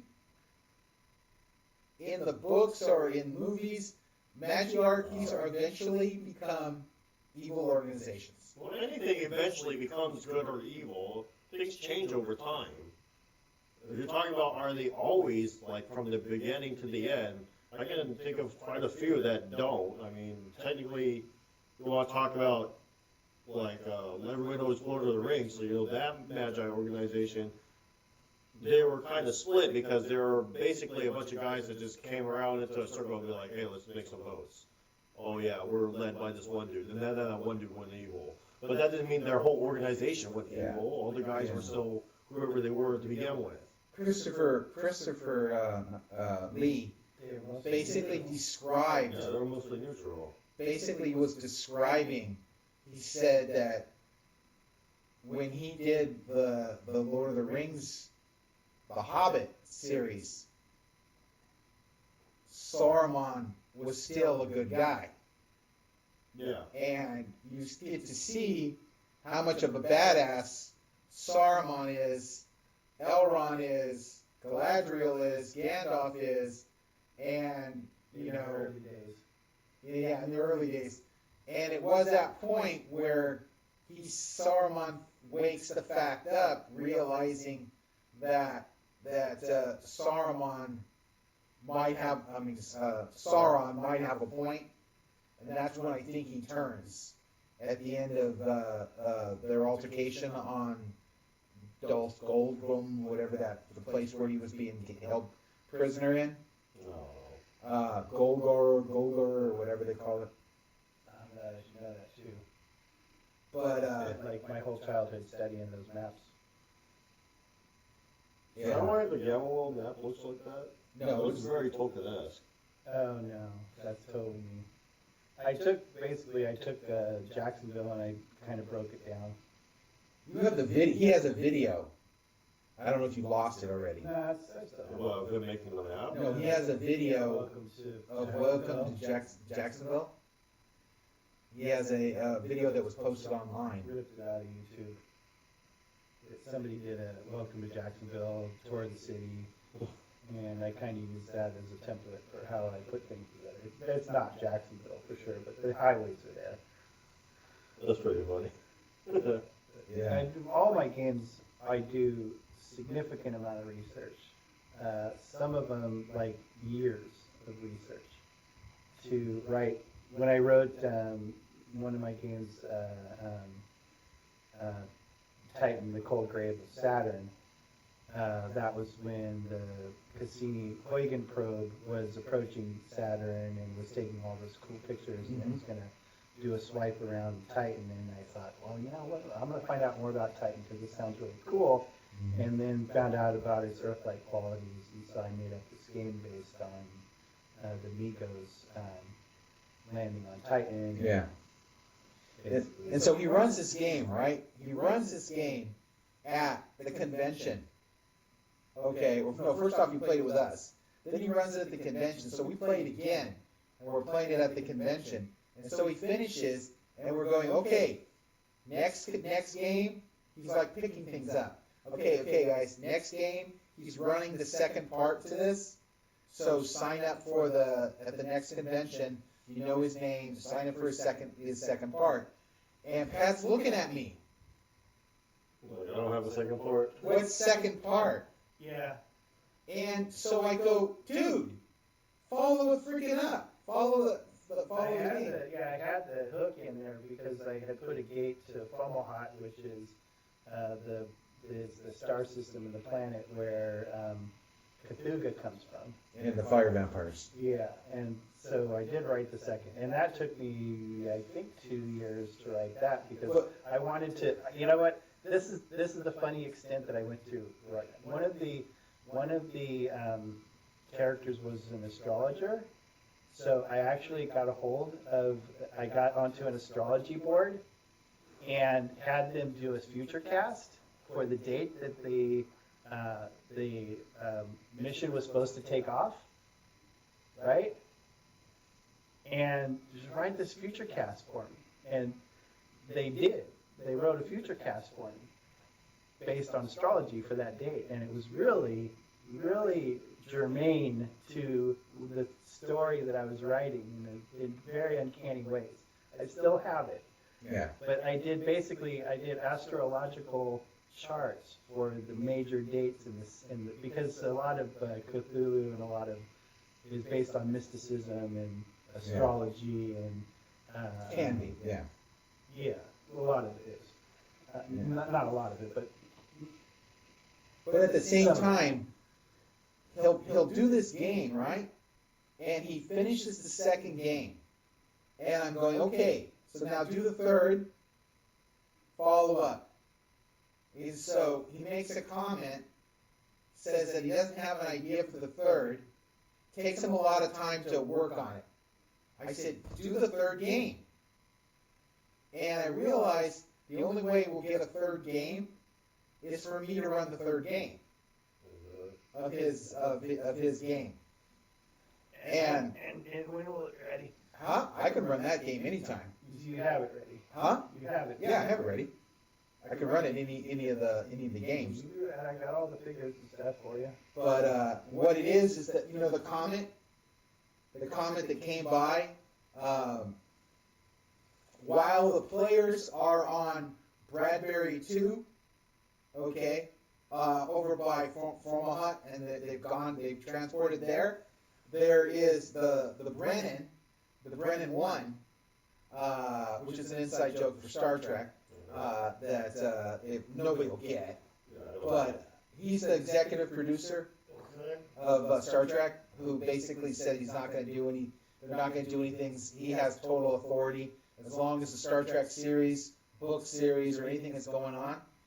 He has permission by Ray Bradbury to have all control over it. That's why Michael Straczynski from Babylon 5 never got to do a Star Trek movie. Jan Michael Straczynski?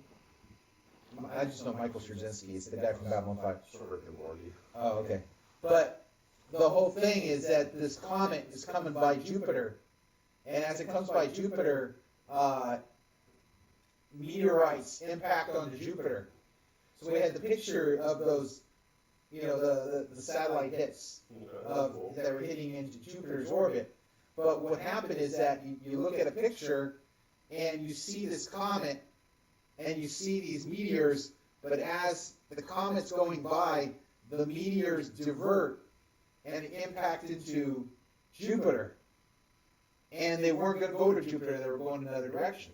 And so this other comet is going by, and because the government and state and NASA were staring at that general direction, they saw this comet deviate. I mean, it's very small, but it deviates its course. Well, comets can't deviate. Why? Unless they're Affected by some type of gravitational force. Because they're caught in a gravitational loop. Okay, but Okay. I was gonna say Jupiter's pretty massive. Correct, but they discounted that because they were saying that as it came around, it didn't deviate. So the Planet X theory? This is that comet the comet No, the deviation. that's a possibility. Is this what your extra Facebook accounts are for? Yeah, I know. But basically, what it did was this comet's coming down. So the government has a satellite probe that it's going to try to land on the comet, The one that deviated. the one that deviated, because they wanted to take measurements of the comet to find out why and how it deviated. How fast is that comet moving? It's going to be months before it gets anywhere near even Mars orbit. But I'm saying, how fast is it moving? It goes the same speed as a normal comet. I'd have to actually read out how much the comets go, but How fast is that?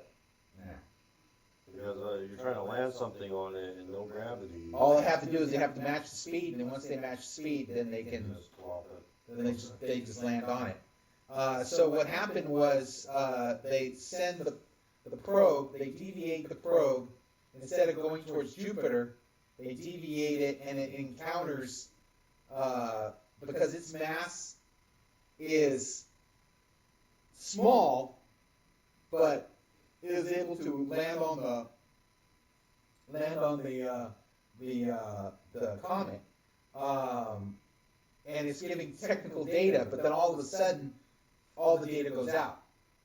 So they don't have, the only ship they have is the Brennan, which is around the moon orbit, and it's doing its tests. So they send another non-verified ship, a smaller ship, to go to encounter the comet.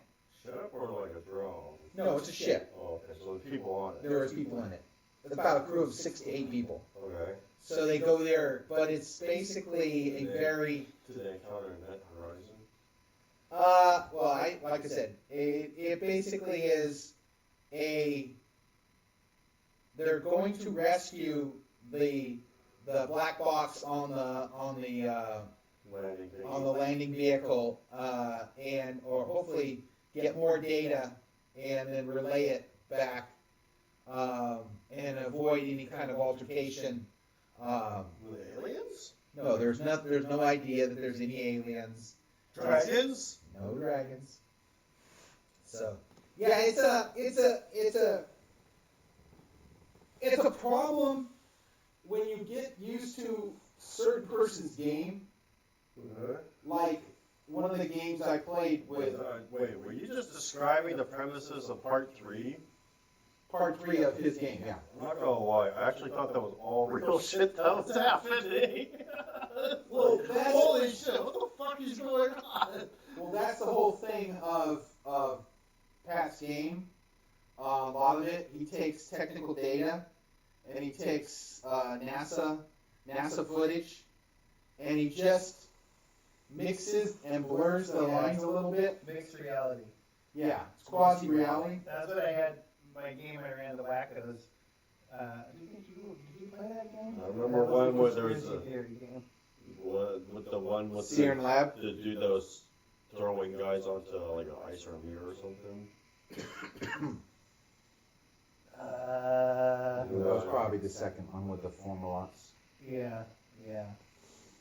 Oh wait, did it start out with us at an anime convention or something? No, yeah, the conspiracy convention. I think So, the only- I remember the I think conspiracy that was the first game we theory played one. together. Yeah. So when I ran that at the convention, I said that it was adult oriented, and I told everybody in the beginning that this was a game, that it was about conspiracy theories, and to remember that this was a game because No, this is the one where everybody had their own individual, Yes. and mine was Dave is Michael Jackson. yes.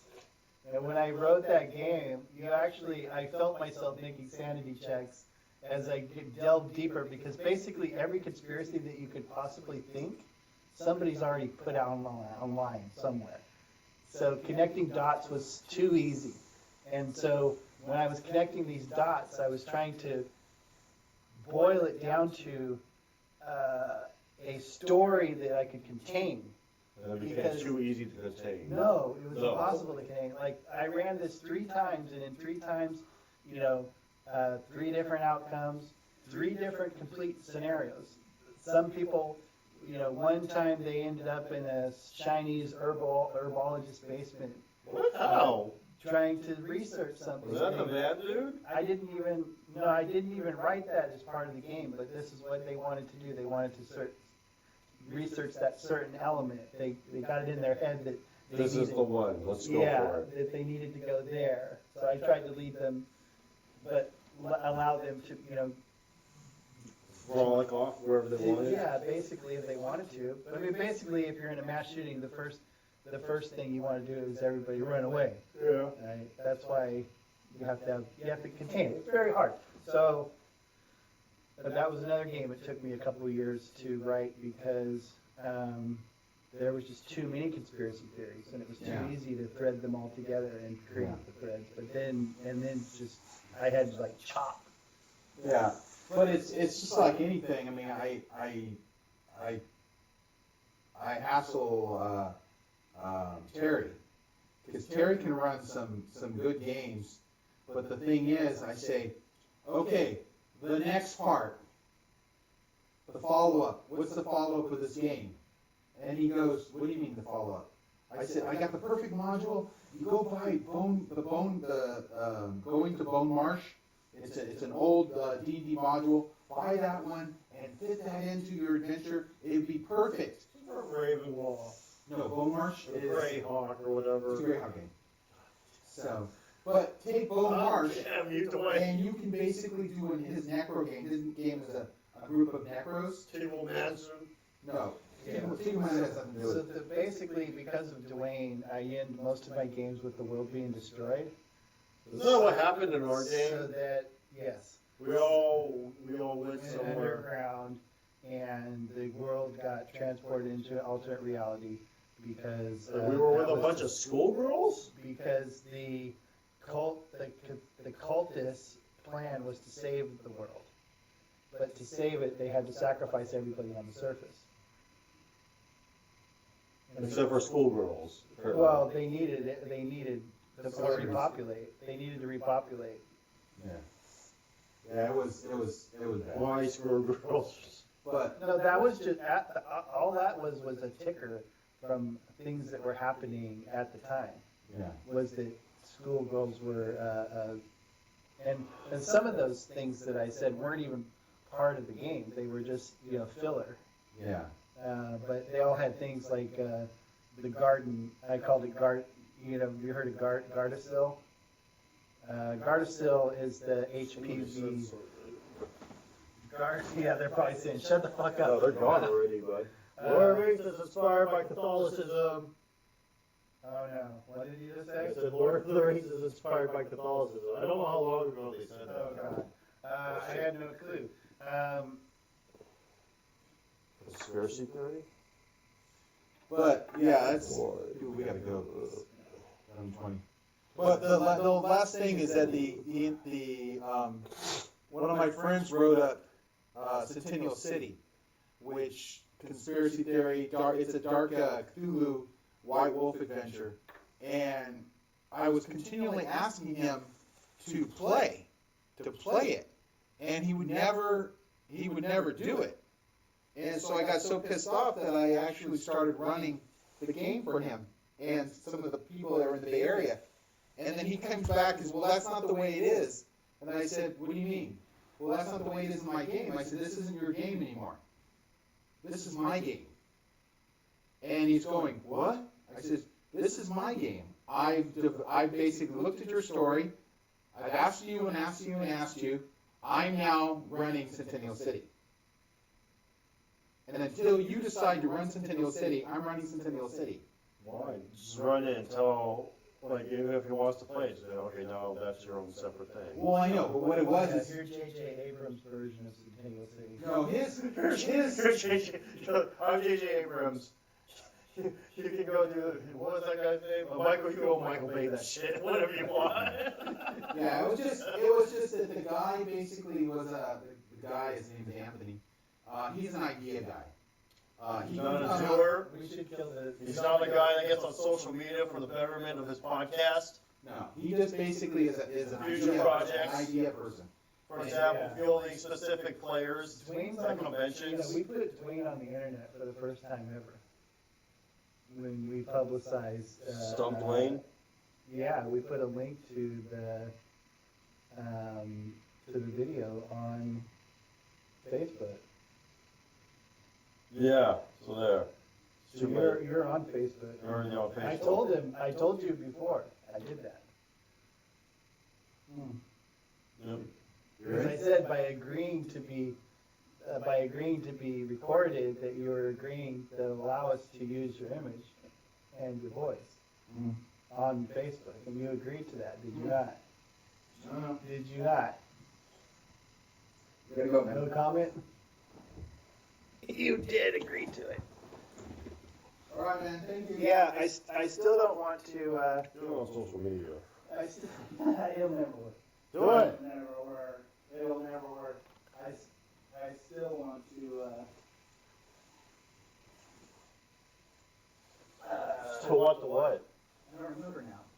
Oh, I still, I don't know, the issue with recording Gam World, and I do want to record Gam World, is Kevin, and I think Kevin's fixed himself. You're not recording anymore, are you? I mean, Kill it. that was recorded. Yeah, kill it. Okay. Because